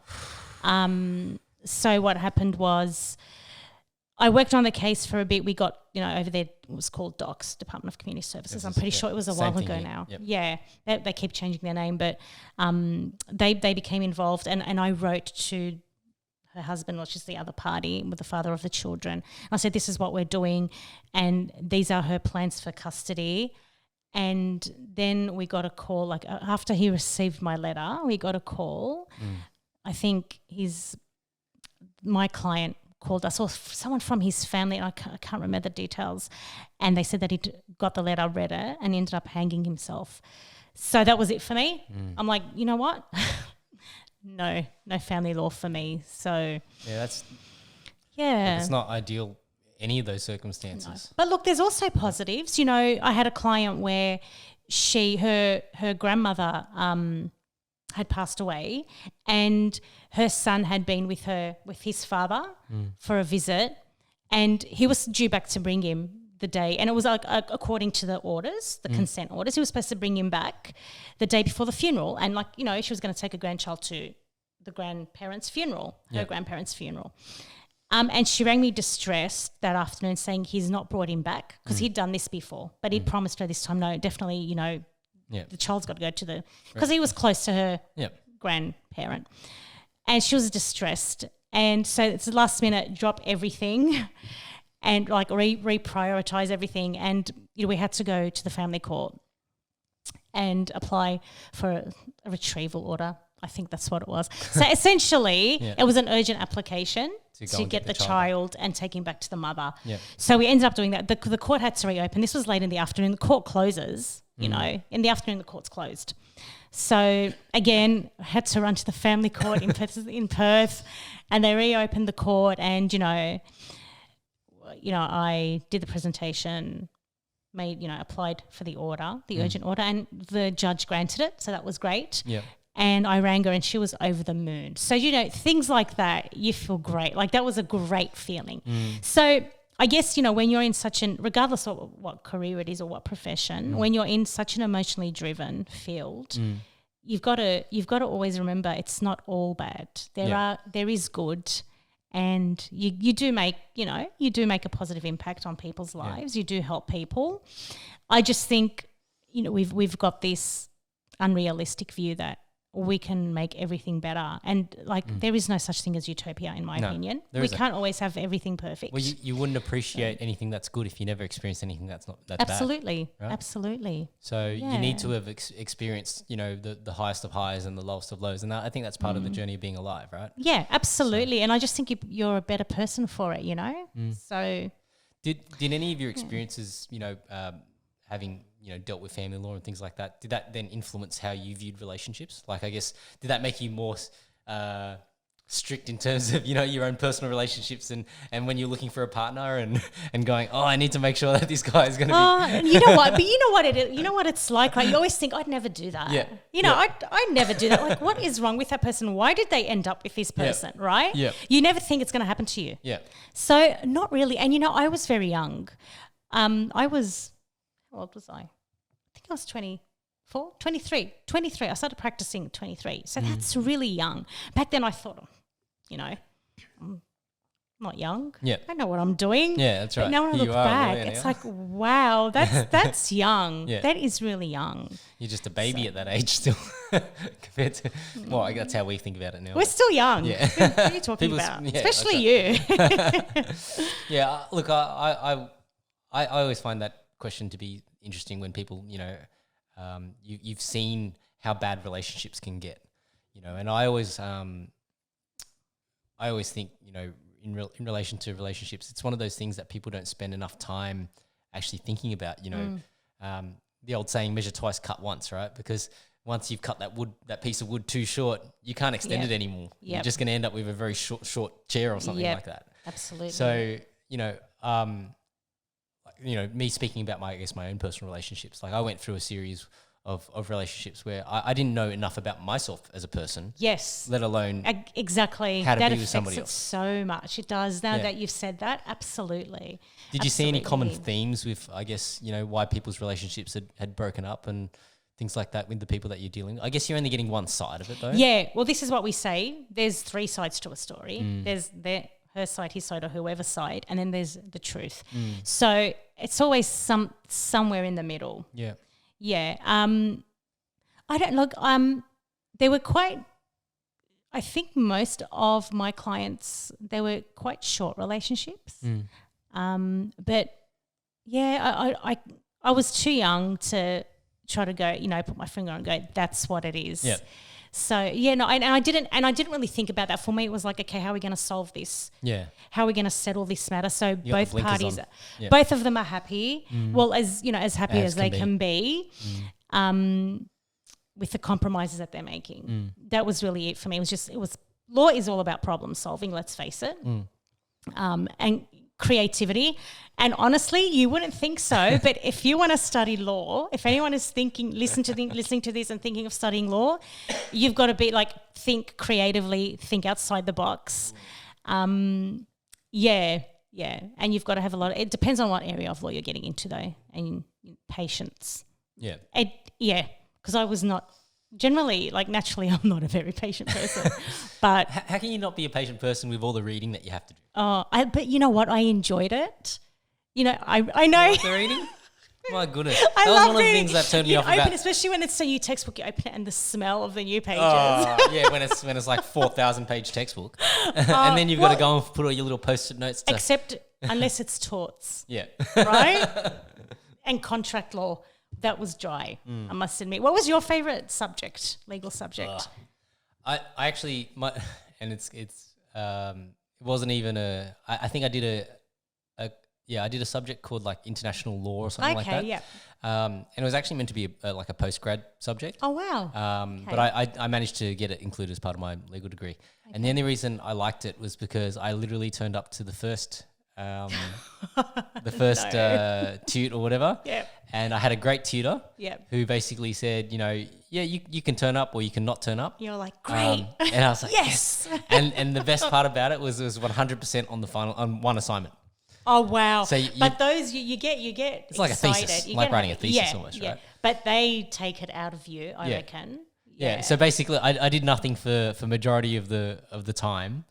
And then I was thinking, I better email this tutor. I hope she'd doesn't realize that I haven't been turning up. Yep. And so like I emailed her and I asked her some questions and I said, look, I'm thinking about doing my assignment on this. What are your thoughts? And she was great. Like she actually came back to me and said, oh, Johnny, that's a great topic. And it sort of like blended for me that sort of area between my engineering and my law, because even though it was on international trade law, like I talked about free trade agreements and I talked about hybrid vehicle technology at the time. Wow. Because the Toyota Prius was just coming to prominence or something back then. And so like I included some things about like free trade agreements and EVs and things like that. And so, after doing that, I actually got like whether it was a D or a HD for that particular wow, that's fantastic. subject. And I was just like, wow, like I literally turned up to one class, sent the tutor a bunch of emails, and then got a good mark for it. So that's my favorite subject. Yeah. Well, this just goes to show when you're passionate about something and you enjoy something, you make a bigger difference. Absolutely. Yeah, absolutely. That's how I felt too. So I really enjoyed employment law, and I came first in my class, and I got a letter from the dean congratulating me. Yeah, felt so good. That's nice. That felt so good. But I remember exams, at the end of every year, especially. I remember, and I don't know how they do the exams now if it's the same way, but over 20 years ago when I was studying, I feel so old right now, it was just pen and paper. Yep. Right? Yep. You'd write. Yeah, that's right. Literally write. That's the way we do it. Yep, and open book. Yep. And I remember the first lot of exams I did for the first semester were like, open book. And then we're like, okay, maybe we need to plan better. Yeah. Because when you're constantly flicking through the textbook. You waste so much time. But I remember how many pages did we write? About, I reckon, easily 30 pages more in 3 hours. Yep. And you'd have to stop and shake your hand. Yep, so you can keep going. Yeah. Yep. And it was almost every exam you'd do this, right? Yeah. So by the end of it, it's like you had RSI. Yeah. So I think the thing that I got out of that was that, like it's about the quality of how well you indexed your book, your textbooks, and then also how well you actually knew how to reference, like look up the right things. Yeah. And so I think, you could probably have gone into it with only a very basic understanding, but provided you knew how to navigate your indexes and your contents and all that sort of stuff and get to the right pages, you could probably actually do pretty well. Yeah, absolutely. Yeah. And that prepares you for court as well, right? Because you've got to be very organised. And law is really it's great for people, I believe, that are organised, that love to be organised. And I love to be organised.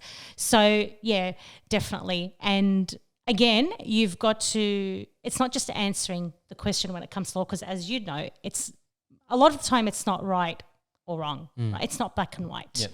Most law is not black and white. That's why it's being contested in court, right? Absolutely. Absolutely. So you've got to pretty much play devil's advocate and then come to a conclusion.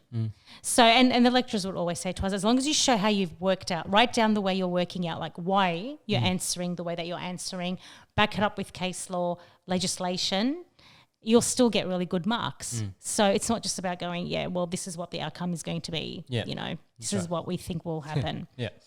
So, yeah. Okay. So when you came back to Sydney, what did you move? Is that when you moved into employment law? Or what were you? No. So I came back and then I worked. So I was on the phone. So I was working on the phone with a company called Go to Court Lawyers. So we'd give legal advice. Yeah, exactly. Over the phone. Yeah, so we'd give legal advice over the phone. It's like legal aid, right? Sorry? Is that like legal aid? Not the government version, but. Well, yeah, it's a private company. And so I did that because I could work from home. Yep. It was great. I could work from home. It's funny. Sometimes the girls would be screaming and I had to run into the room and close the door. Yeah, I know that feeling. But so I did that for a while, and then I worked as a legal writer for Lexisnex. Oh, okay. Yeah, legal publishing company. So I was managing the criminal. It's called practical guidance for criminal law. So essentially what it is it provides law firms with guidance as to how to manage their cases. So if you get someone that comes in, they've been charged with drink driving, for example, it provides you with the steps of what you need to tick off for good practice, pretty much. Yep. So it's a guide, and we also provide legislation, court cases. So that it's like a package. But so I would review and write articles. And just to make sure that, because laws are always changing, as we know, just to make sure that the guidance was up to date. Yep. And if there's anything new, you'd have to add that in, included in the guidance. So I was managing the New South Wales, Queensland and Victoria practical guidance. Okay. Criminal law, yeah. Yep. And we also, just before I left, before COVID hit, we wrote, me and another legal writer wrote the criminal practical guidance for Western Australia. Okay. So, yeah, we managed to do that in about a year, which was amazing. So it's good when you work on a project like that, you start from scratch and then you see it, come to fruition. Yep. Yeah. So I really enjoy that. I love writing. I'm not working for Lexisnex now. I'm doing another type of legal writing, but I really, really enjoy it. I love writing. Yep. I do. And I've always loved it in school. I remember when I was in primary school, my teachers would they'd read my stories and like creative writing. Yeah. And they'd show it to each other and I'd be sitting there going, oh, yeah. Feel good. So proud of myself. But yeah, I really, really enjoy it. I think I'm very passionate about teaching people law, teaching them about the law, because I understand the sacrifices that were made to bring about our legal system. And it's not a perfect system, but I believe it is the best, one of the best in the world. It's not always managed the best, but yeah, I think it's important that, I think it should be taught in schools. It should be part of like primary school. Yep. We should understand where our legal system comes from. We should understand what our rights are. We should learn the Constitution, even though it hasn't served us that well, like in the past couple of years. Yep. But yeah, look, there needs to be improvements, definitely. But yeah, it's funny. I was listening to a podcast as I was driving here. Okay. And they were talking about so it's an American-based podcast. It's a Joe Rogan podcast. Oh, okay. And basically they were talking about their constitution, right? And so obviously freedom of speech is one of the key points. Of that, you mean their Bill of Rights? Yeah, of the Bill of Rights. Yeah. So obviously there's a huge sort of push for whether it's censorship by private companies and things like that. But it's like, if you and I can have this conversation in private, we should be able to have the conversation full stop. Right?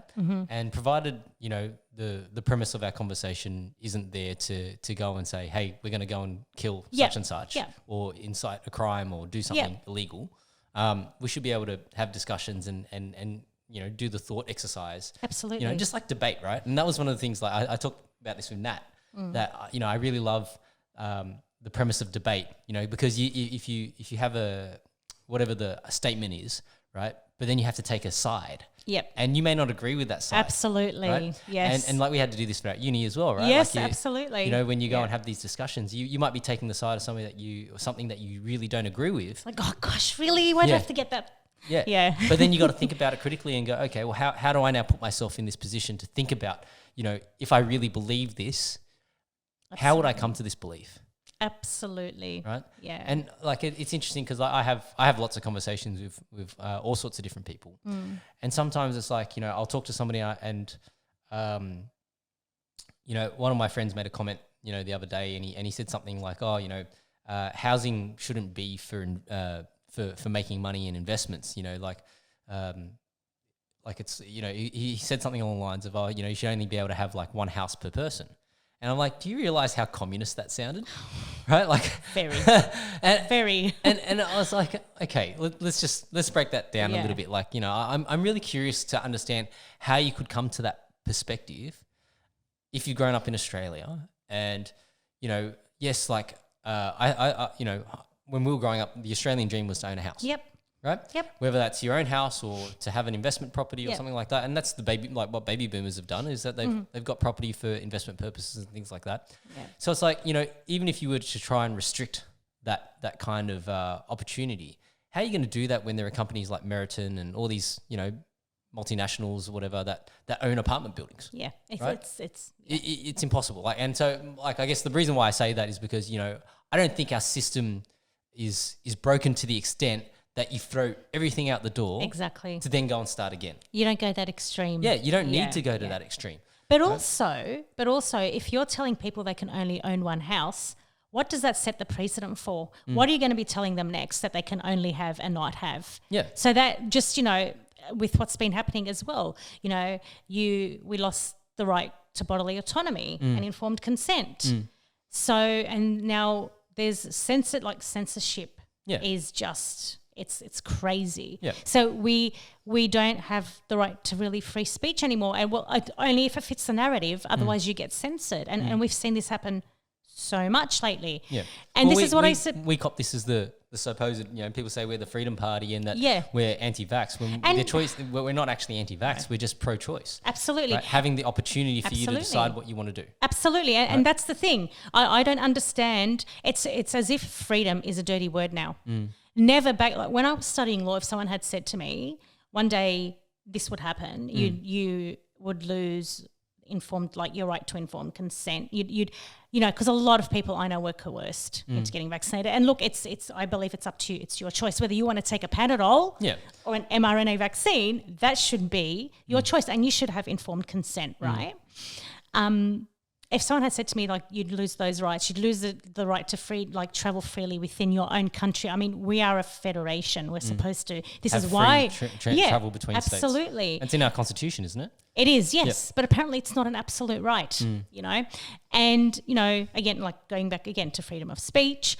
If someone had said that to me, and don't forget the government's overreach into the doctor-patient relationship. That's a sacred relationship. If someone had said that to me when I was studying law, I would have laughed at them and said they were crazy, because there's no way that could happen in Australia, not in my country, not in our country. And that's very scary because, like I said earlier, they take away one right. It's setting up a precedent. And we've seen it in history. I studied history in high school and it doesn't just, it's slowly they chip away at it. It doesn't become full-blown overnight. And it's very scary. And when the vaccine mandates came out, and I had so many family and friends ringing me and saying, what do I do? Like, I don't want to have the vaccination. What are my rights? And I said, well, let's, contact Fair Work, that you shouldn't be coerced. You've got the right to not have a medical procedure, if you don't want to, right? Yep. And like I couldn't help so many people, and it was so depressing. As a lawyer, generally they would have had a case, but I couldn't help them, and I was just thinking, like, it's still surreal. Yep. It's like, is this really 2022 Australia? So, it's just, you can see as a lawyer, right? Yeah. So did absolutely. you follow the cases like Cassim Henry and all that sort of stuff? Yeah. So, can we talk about it?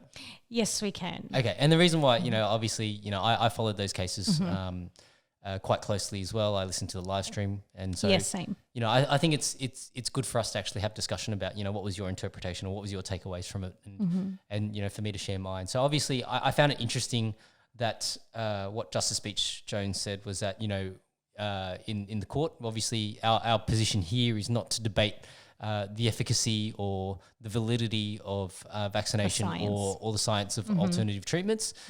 We're here to determine a question of law. Yep. And the next interesting part that I thought in his statement was that, we don't have a Bill of Rights here in Australia. Yep. And so, as such, I guess, citing that as part of his reasoning, the case has failed. Yep. So, what's your take on it all? Good question. Yeah. I was just sitting there thinking, so our constitution is not strong enough. And we had this debate, I remember in law school, does Australia need a Bill of Rights? And most people were against it. No, we don't. We've got a constitution and we've got all these rights in the constitution, but they're open to interpretation, right? Whereas a Bill of Rights, you've got those rights there. They're specifically stated. With the constitution, you've got to take it to court and judges have to interpret it.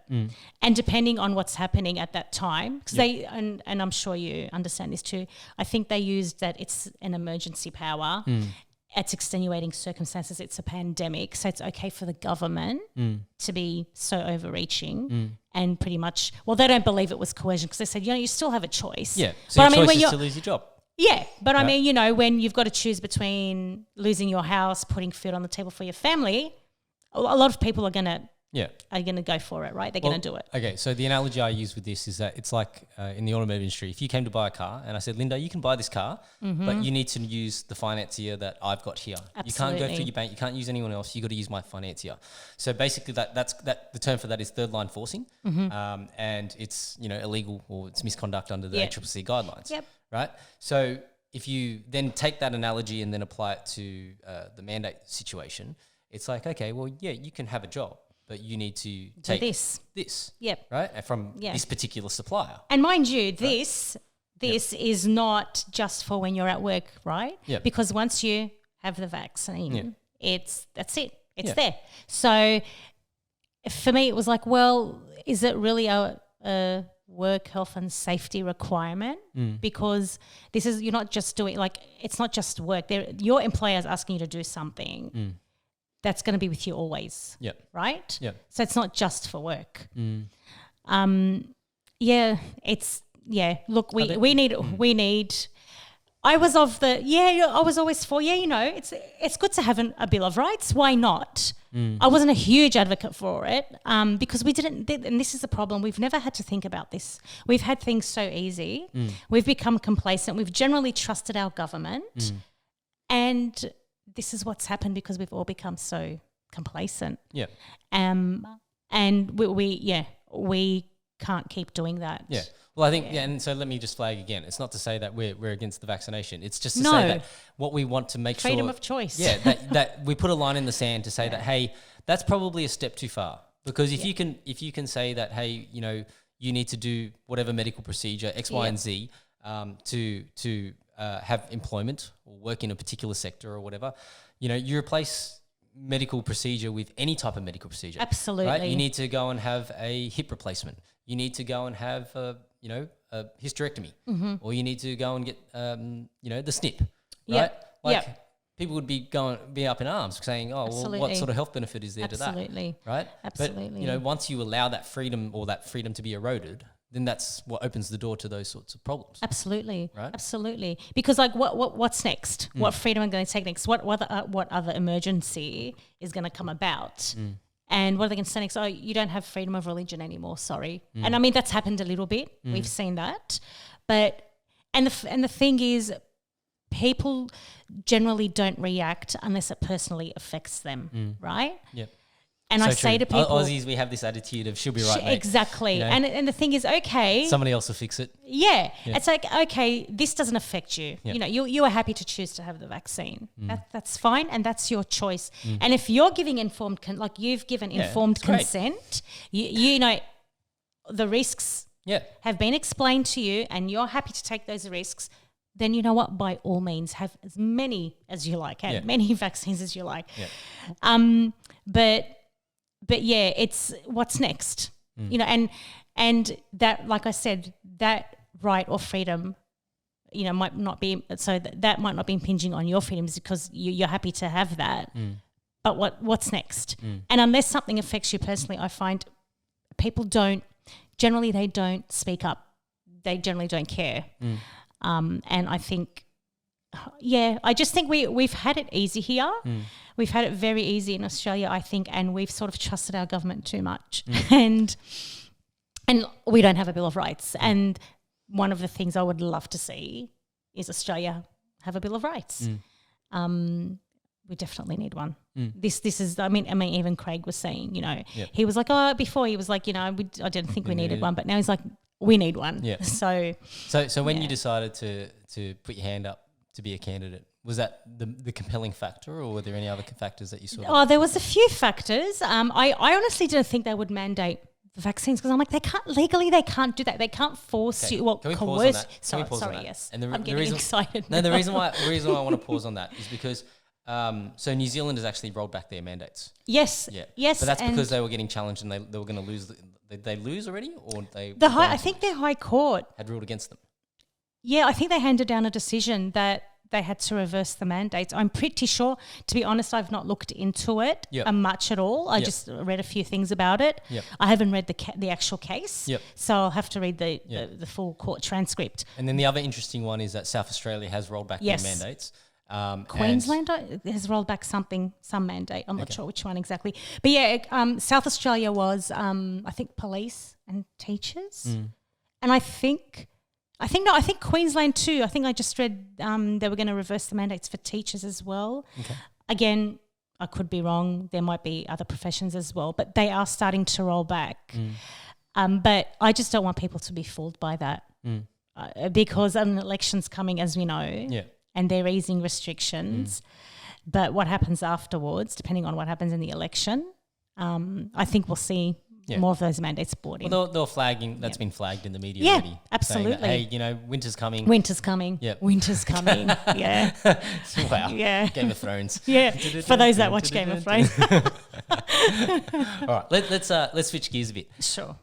You mentioned you went overseas. Your first time you went overseas was when you were 23. Yeah, I was 23. I went to Tahiti for my honeymoon, actually. That's nice. Yeah, it was very interesting. Very interesting leaving the country for the first time. Yep. So, yeah, Tahiti's beautiful. It's extremely humid. It feels like when you step out of the plane, feels like you're in an oven. Yep. But it's heaven on earth. It's very beautiful. Yep. Very beautiful. Obviously, third world country. And I had vaccinations to go there, so there you go. I'm not anti-vax. Yeah, but again, it just showed me how blessed we are. And we had a great time and I loved it, but I couldn't wait to get back home because just the quality of life here, you know? It's different. Absolutely. Yeah. Was there did you have any nervousness being on a plane? No, I didn't mind. I flew Air New Zealand. It was fantastic at the time anyway. I'm sort of overflowing because I constantly did Perth-Sydney trips with the girls when they were little, and it takes it, as you know, flying with little kids, absolutely. So, yeah, and then I've also been to Thailand again. Had lots of fun. We went to Phuket. It's a very different lifestyle, isn't it? Very. And places like that make you realise how blessed you are. And look, most people I speak to that have been everywhere in the world really, they say, a great place, loved it, but Australia for sure. Yeah. And, it's part of, I guess we're sort of biased as well, but the quality of life that we enjoy. Yep. And that's another thing, we have such a beautiful country and I just feel like we are in trouble. Yeah. And when you can't travel for a couple of years, you sort of you forget how fortunate we are. Yes, it's like the absolutely. I think it's the old adage of without suffering, you can't appreciate what's good, right? Yeah. And so when we're in our own little bubble here, we can lose sight of just how fortunate we are to be in such a great country. Absolutely. Right? You go to some of these third world countries and you see things that are horrendous. Like when I've been to parts of Indonesia where it was like the income divide is so great that it's either upper class or very, very low class. Yeah. And are these areas close together? Is it that do you actually physically see the difference? You know what I mean? Between absolutely. such the rich and it was so I was there for a martial arts doing some martial arts thing, and basically the people that we were with were quite well off. And here we are driving down the street in these cars, and there are beggars on the side of the road. And when I say not just your ordinary beggars, it's one thing to have somebody sitting there with a cup or a bowl or something in their hand asking you for money. It's a different thing when you see beggars who are willing to put their limbs out on the road to get run over, so that they can get whether it gets amputated or whatever, so they can be more disabled to try and do better at begging. Wow, so people feel even more sorry for them. So, you would see people who had limbs amputated, and you would see people, I actually physically saw somebody with their leg out on the road getting run over by motorbikes with an open wound. And you saw this? I saw it as we drove past.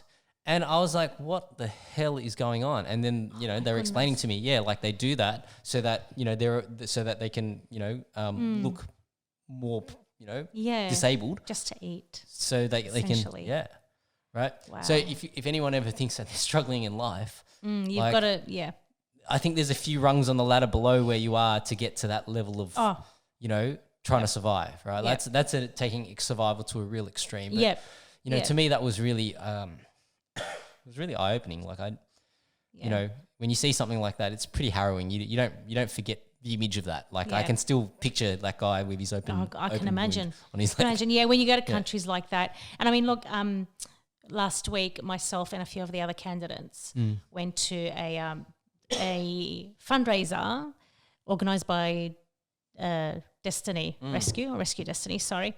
And what they do is they pretty much have agents that will go to all these countries where there's sex trafficking of young girls and children, and they'll do raids and they rescue them, and they've rescued hundreds and thousands so far. So that was very eye-opening as well. And having 3 daughters, it was very hard to watch. Like they put up a video of one of the raids and it was like, oh, I can't keep watching this. But we need to be aware of what goes on out there, you know, because it's like when you become complacent, these things will keep happening. We feel so far removed from it. But, you know, literally that was like a 5-hour plane ride. Absolutely, exactly. Right? And that's what one of the presenters said. You know, it's on our doorstep pretty much. It's not really that far away. So it is. It's definitely eye-opening. Yeah. All right. We keep getting into these really heavy topics. So keep digressing. It's all your fault. No, that's all right. Well, let's just jump into another heavy topic, right? So oh my gosh, I'm drained emotionally. So when Danny got diagnosed with this liver issue, can you just talk me through, you know, how what your thoughts were? Okay, so he was 21, I think, when that happened. So he's quite young. And at the time, they didn't know much about that condition. Yeah. So they said to him, look, we can only put you on some medications that will slow it down. There's nothing much we can do. Thanks, see you later. And then he ended up seeing, when we were together, he ended up seeing a liver specialist. I forget what they're called. I know the name, and I learned so much, but it's all gone. And then he said, look, the only thing we can do for it is give you a liver transplant eventually, and you'll need one down the track. So it's like, you know, what do you do? It is. It's confronting, but at least, you know, there is hope. And it's been a long ride, because it's not just been the transplant. It's been, people think you just go and have a transplant, walk out. It's not like that. There's, you know, because you're on medications as well that are damaging other parts of your body.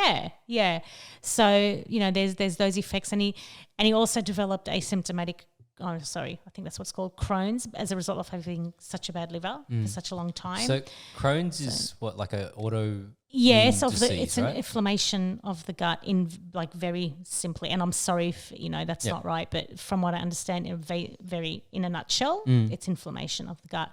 So like there's a lot of issues, and then, you know, after a transplant, they play around a lot with the anti-rejection meds and the steroids. They've got to get it right. Everyone's different, so it can take months to get them balanced. And those medications can make you hallucinate. Oh, yeah. Okay. Have you got any good stories for me? Look, there's a lot, but I won't embarrass him. Okay, fair enough. No, that's fair.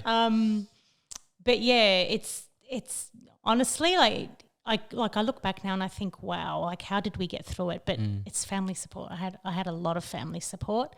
So I was very lucky.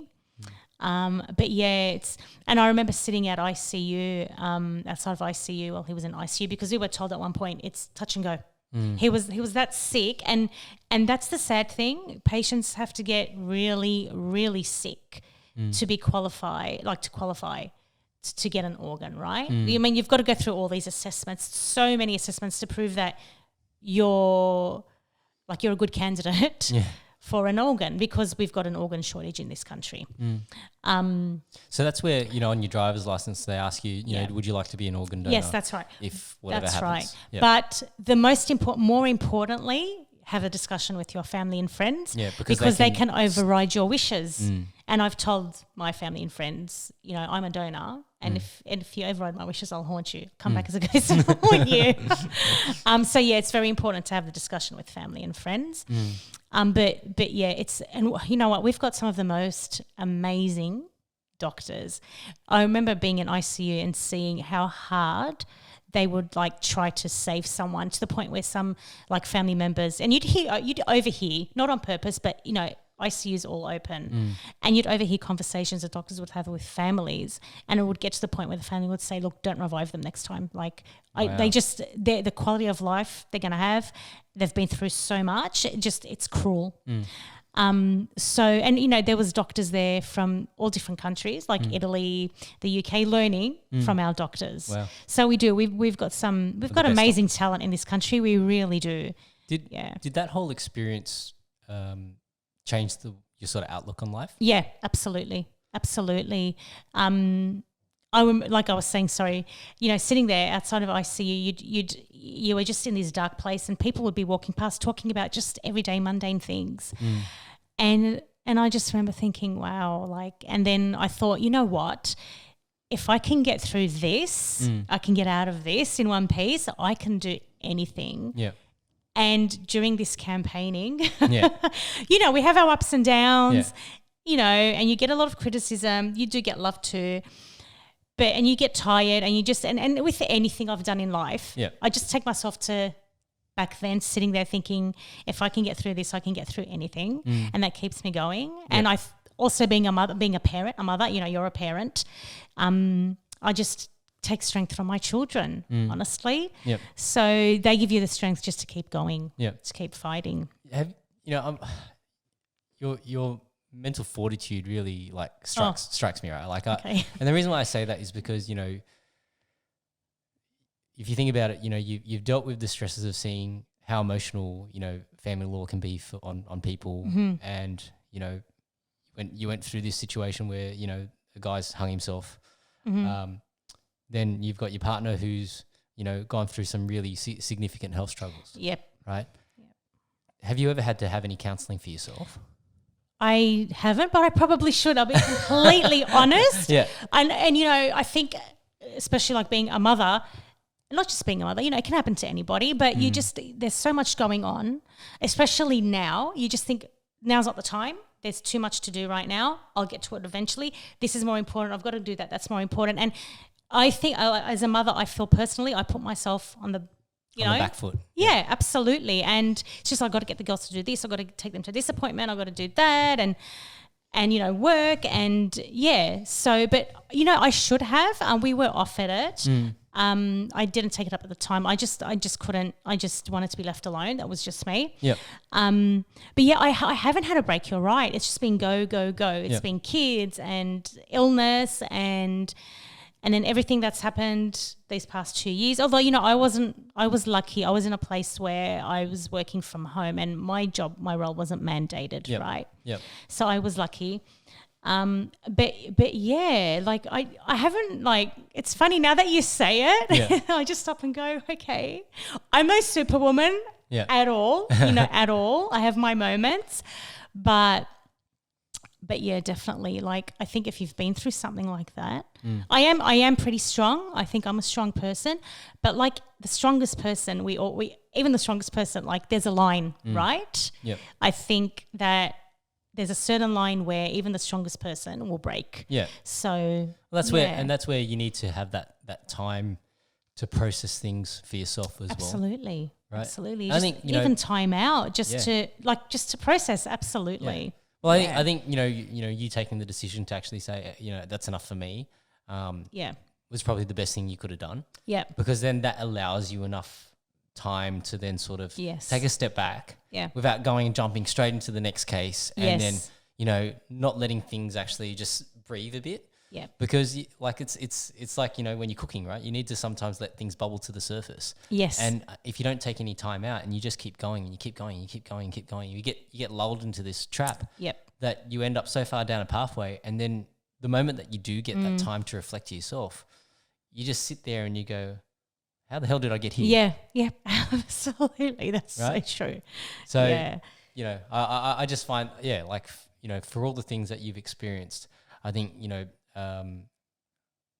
like one of the things that I learned very, very, very, very early on was that achieving a goal doesn't necessarily make you any happier. No. Right? That is so true. You achieve it and then you're like, oh, my life didn't change one iota. Yep. You thought this was going to change your life. Yep. And it didn't. Yep. And so then as a result of that, you sort of then start thinking, did I sell myself short? Like, yep.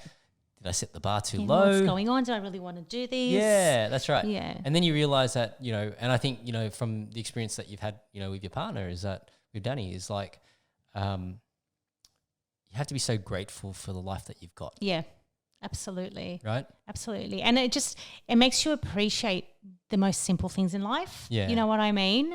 And it makes you appreciate your children and again, makes you appreciate your rights and your freedoms and then I shouldn't say they're basic, but it just makes you appreciate everything much more.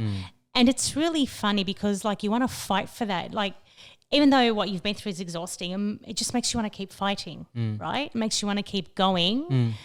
Yeah. Well, I think, that's the reason that sort of most of the candidates have gotten involved with this whole thing is that, we felt like, hey, there's a situation here in Australia where the country that we thought we lived in, it's changing. It doesn't appear to be the same way. Yeah. The erosion of rights and freedoms is one thing, but then also, you look at fiscal responsibility and the direction that, or the decisions that are being made. Like, I think it's been fairly evident, if anyone's paid any attention to the news over the last couple of years, that not only, pandemic aside, it's, the government's rife with corruption, right? Yes, and we've seen a lot of that. Yeah. And even within the past couple of weeks. Yeah, so there's corruption that sort of, when you sort of see corruption occurring in multiple areas within any company or within any government. And I'll give you an example. One of the common things that would happen in the automotive industry, so guys in high-level roles who were in decision-making roles like I was, there'd be the opportunity to basically install, contractors. So let's say you might have a cleaning contractor that cleans the cars. Yeah. Right? And, some of these guys that could work for large companies, they might go and bring in their mates to come and to win that contract. Yep. And may take a kickback. Right. As a result of that, right? Okay. And, it's one thing if it's just one particular individual, but if in a public listed company there could be 20 or 30 such individuals across 20 or 30 businesses, that to me speaks of a cultural problem. That yes. Whether it's being overlooked for whatever reason or whether it's being incentivized, for whatever reason, it becomes a cultural issue. Yep. Right. And so I really think, one of the things that we've been blessed with is that, we sort of come into this party with we're the ones that are establishing the culture in terms of what's going on. Yes. Right. Whereas I feel like a lot of these other institutions, there is a real cultural aspect that is embedded into how they perform and into how their decisions are made. And, I won't speak ill of any of the other parties. All I'll say is, all you need to do is just look at, the testimonies of, the various members who, for whatever reason, have decided to speak out. The senators. Yeah. Yep. Yes. And you can see, what is the supposed culture. And look, as we said, there's three sides to every story. Yep. There's one side, the other side, and then the truth. Yeah. But typically where there's smoke, there's going to be some kind of a fire. Absolutely. Right? May not be the fire that you're thinking. May not be as big as you're thinking. It could be bigger, it could be smaller, right? But, the fact that it is being spoken about would usually detail that, hey, something is not right. Is not right. It's obvious something is not right. I mean, one story, okay, you'd go, I don't know, they tell you the truth, are they not? But when it's backed up and when numerous people are starting to tell the same story, then something is not right. And we see it. Look, I mean, it's obvious. Anyone who's watching knows that things are not right. Yep. And George Christensen put it like beautifully. I don't know if you watched his speech, his last speech, because he's not running again for the next election. And his speech was brilliant. You should watch it. He described what's happening in Parliament pretty much, in federal government, like down to a T, It goes back again to there's not much real debate. There's not much individualism. People are scared to speak up. And I think, we need more debate. We need to stop so much censoring. We need debate. That's have discussion. Absolutely. Like that's the underlying basis of democracy pretty much. If you don't have debate, if you don't have free speech, and again, like you said before, not hate speech, not, Yeah. But we need good quality debate again, because when you're silenced and it's only one side is allowed to tell a story or debate. That's right. It's not really longer a democracy, is it? Yeah. Well, how do you test ideas? Exactly. So, look, I've had debates where I've done I've completely changed my mind, and if I hadn't had that debate, that would never have happened. So it is very, very important, and you've got to always look at the other side. Yep. And we're taught this in law; it's been drummed into us. And maybe I am the way I am because I studied law, and it's like, okay, well, if when you have evidence and you want to present it to the court, where does the source come from? How legit is the source? Yeah, right. Yeah, and you'd remember this, right? Yeah. And especially if you're citing common law, you need to cite the case. Absolutely. Cite the judgment and all that sort of stuff. Absolutely. So, and we're not seeing debate. We're really not. And that's got to change. I think the reason why we don't see debate is because it seems like people aren't interested in the debate anymore.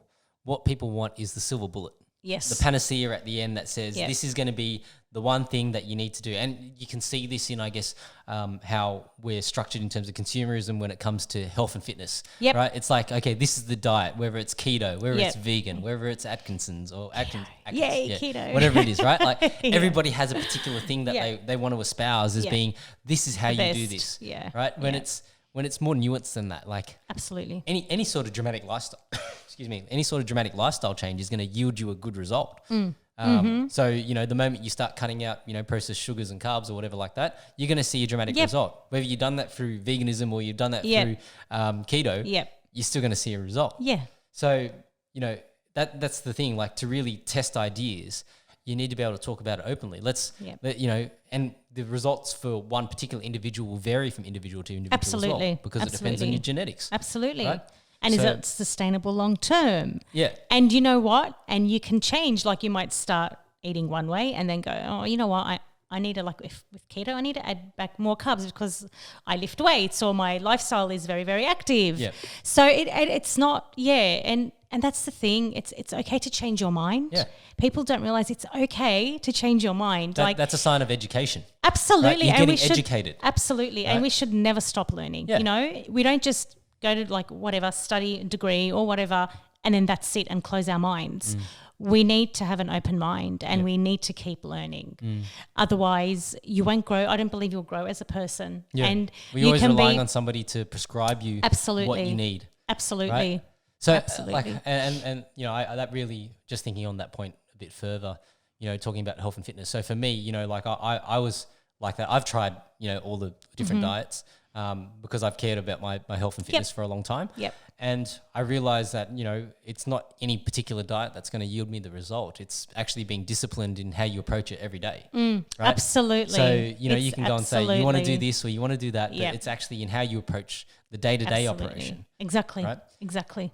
I just want to go back to talking about culture, because Sure. I love this story. I don't know if you've ever heard the story about the 5 monkeys, or culture and the 5 monkeys. But basically, the story goes something like, and I'm sure it's probably been myth busted and it's not a true story, but it's a great anecdote, right? And the anecdote goes, if you have, let's say there was 5 monkeys in this cage, and they put a hand of bananas up the top, and they put a ladder so that they can climb up and grab these bananas. Yeah. But the catch was every time one of these monkeys would go and grab the banana, they'd spray him with a water cannon. Okay. So they couldn't get the bananas. Yeah. So, all 5 monkeys, they try a few times and they realize that, hey, there's no point going for these bananas because every time we go for the bananas, we get sprayed by this water cannon. Yep. So then what they go and do is they take one of the monkeys out and they put a fresh monkey in. Okay. Right? Fresh monkey. Yeah. and this new monkey, fresh monkey, right, comes into this cage and he looks around and he goes, look at these idiots. I'm going to go get them bananas. Right?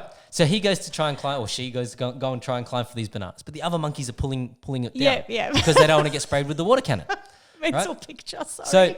So this monkey tries, 2 or 3 times, and he realizes, every time I go for these bananas, I keep getting pulled back down. So you know what? Let's leave it. I won't go for these bananas. Then they go and swap the second monkey out.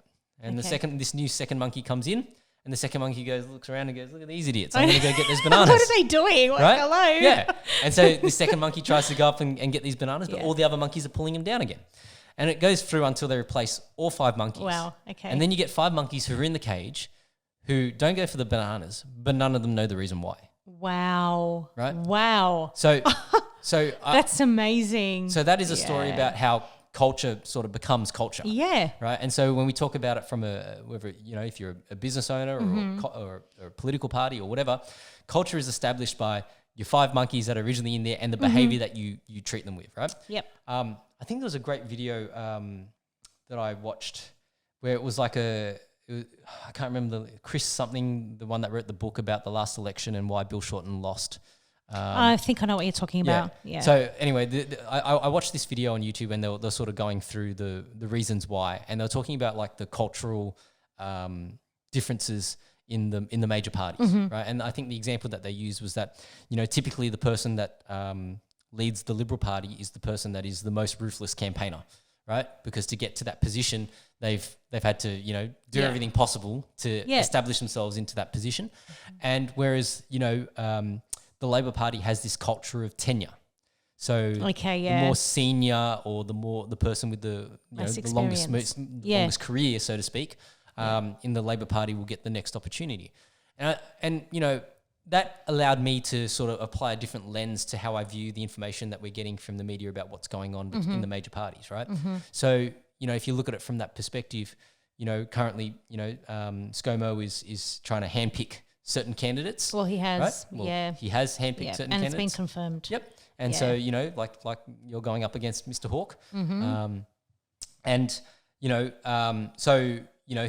He's done everything in his power to assert his right to pick the people that he wants to get into those roles. Yes. And, to a certain extent, the Labor Party is parachuted in a bunch of candidates based on whatever reason, whether it's tenure or whatever. I guess, in the case of the seat of Fowler, and Parramatta, and Parramatta, there's probably an element of tenure because obviously Christina Keneally's been around for a long time, and the other person that was vying for it was probably a bit more junior in their experience. Yep. So I think it's interesting to really look at culture and those sorts of things. Absolutely. And, it's kind of exciting. I think it's great for us to be able to establish. What is the culture in the United Australia Party? Because I guess, we've never run, a candidate in every single seat before. So a lot of us, we're all first timers into this whole political game. Absolutely. And you know what? I think our culture is everyday Australians representing everyday Australians. Yep. None of us are politicians. Yeah. None of us really saw ourselves doing what we're doing. Yeah. And the theme for me is getting to know all the candidates is they all love Australia so much. Yep. And they've seen where we're heading and they're worried, and a lot of them are doing it for their children. So I think that is us, I think it's everyday Australians wanting to represent everyday Australians, because a lot of us feel that our voices are not being heard by our representatives and they're too busy fighting over things amongst themselves. And it's like, guys, hello, what's the deal? Yeah. This is we're trying to run a country here. Look at the bigger picture. So I think that's our culture, and I don't know if you agree with that. Yeah, look, but it's probably hard to say what our culture is. At the moment. It is because we're still forming it. Yeah, we're forming these friendships and bonds. Yeah, and we're so different. Yeah, we're so different. But then the love for our country brings us together, and wanting to see it prosper and be the best country that it can be for our children and future generations. Yeah. And I think a lot of us have grown up in Australia, and I was telling my story growing up and my childhood and how it was simple, but it was amazing. And I think we want that for our children. We want them to, I think it'll be a very sad and depressing thing if our children don't know or experience the freedoms that we did. Yep. So I agree with that wholeheartedly. I think, we are so blessed to have grown up in this country. Absolutely. I wouldn't be able to have the time that I spend with my kids today, if my parents didn't sacrifice Absolutely. when they came to this country and, Yeah. you know, they had their own businesses and they worked very hard to put food on the table and get a shelter and establish us here in this country. Yeah. And, you know, I think a part of that actually scared me off going into my own businesses instead choosing, you know, work to the corporate life, so to speak, and working in dealerships and things like that, because I saw how much time they invested into their own work. Yep. And, you know, and it's not a slight against them. They were doing what they thought was best for the company. Yeah, for the family. And, you know, I just wanted to be able to spend more time with my kids. Yeah. Yeah. You know? So, yeah, I think that's... Well, when you become a senator, you'll have to drag them to Canberra with you. that depends on how people want to vote. So, you know, we'll save that for another podcast. Yeah. I don't want to get into that today, but I think that's a really nice way to sort of tidy this all up. You know, yep. It's been great. People of Mitchell, you know, obviously check out Linda. Thank you. You know, there's a whole bunch of events that will be happening. Yep. So feel free to get in contact. And Friday night, can I plug Friday night? We've got our economic plan policy release. Well, it's on Thursday with Clive. Yep. At the national press conference. That's right. Yep. So Friday night we are having so for Mitchell, the candidate for Greenway and the candidate for Chifley. That's it. Sorry, it's very late now. Yep. So we're hosting just refreshments and drinks, and we're discussing our UAP's economic plan with our members and anyone and guests. So we'd love to see you there. Please come along. Yep. All right. And if you're listening after, you know, feel free to get in contact. So, Linda, how do people find you? So I'm obviously on the United Australia Party. Yep. So it's Mitchell website. Mitchell at unitedaustraliaparty.org.au. I'm also on Facebook. Yep. Linda Daniel UAP. Yep. You'll find me easy like that. And Twitter as well, just Linda Daniel. And I'm also on Instagram. Again, my name. Yep. So okay. Yeah. Cool. Feel free to email me. Call me. I'm easy to talk to, aren't I, Johnny? Yes. It's been great. Thank you so much. It's been an awesome conversation, and you've really made me think a lot about a few things. Like, you've made me stop and go, wow, that's very interesting. All right. Excellent. Cool. Thanks, everyone. Thank you.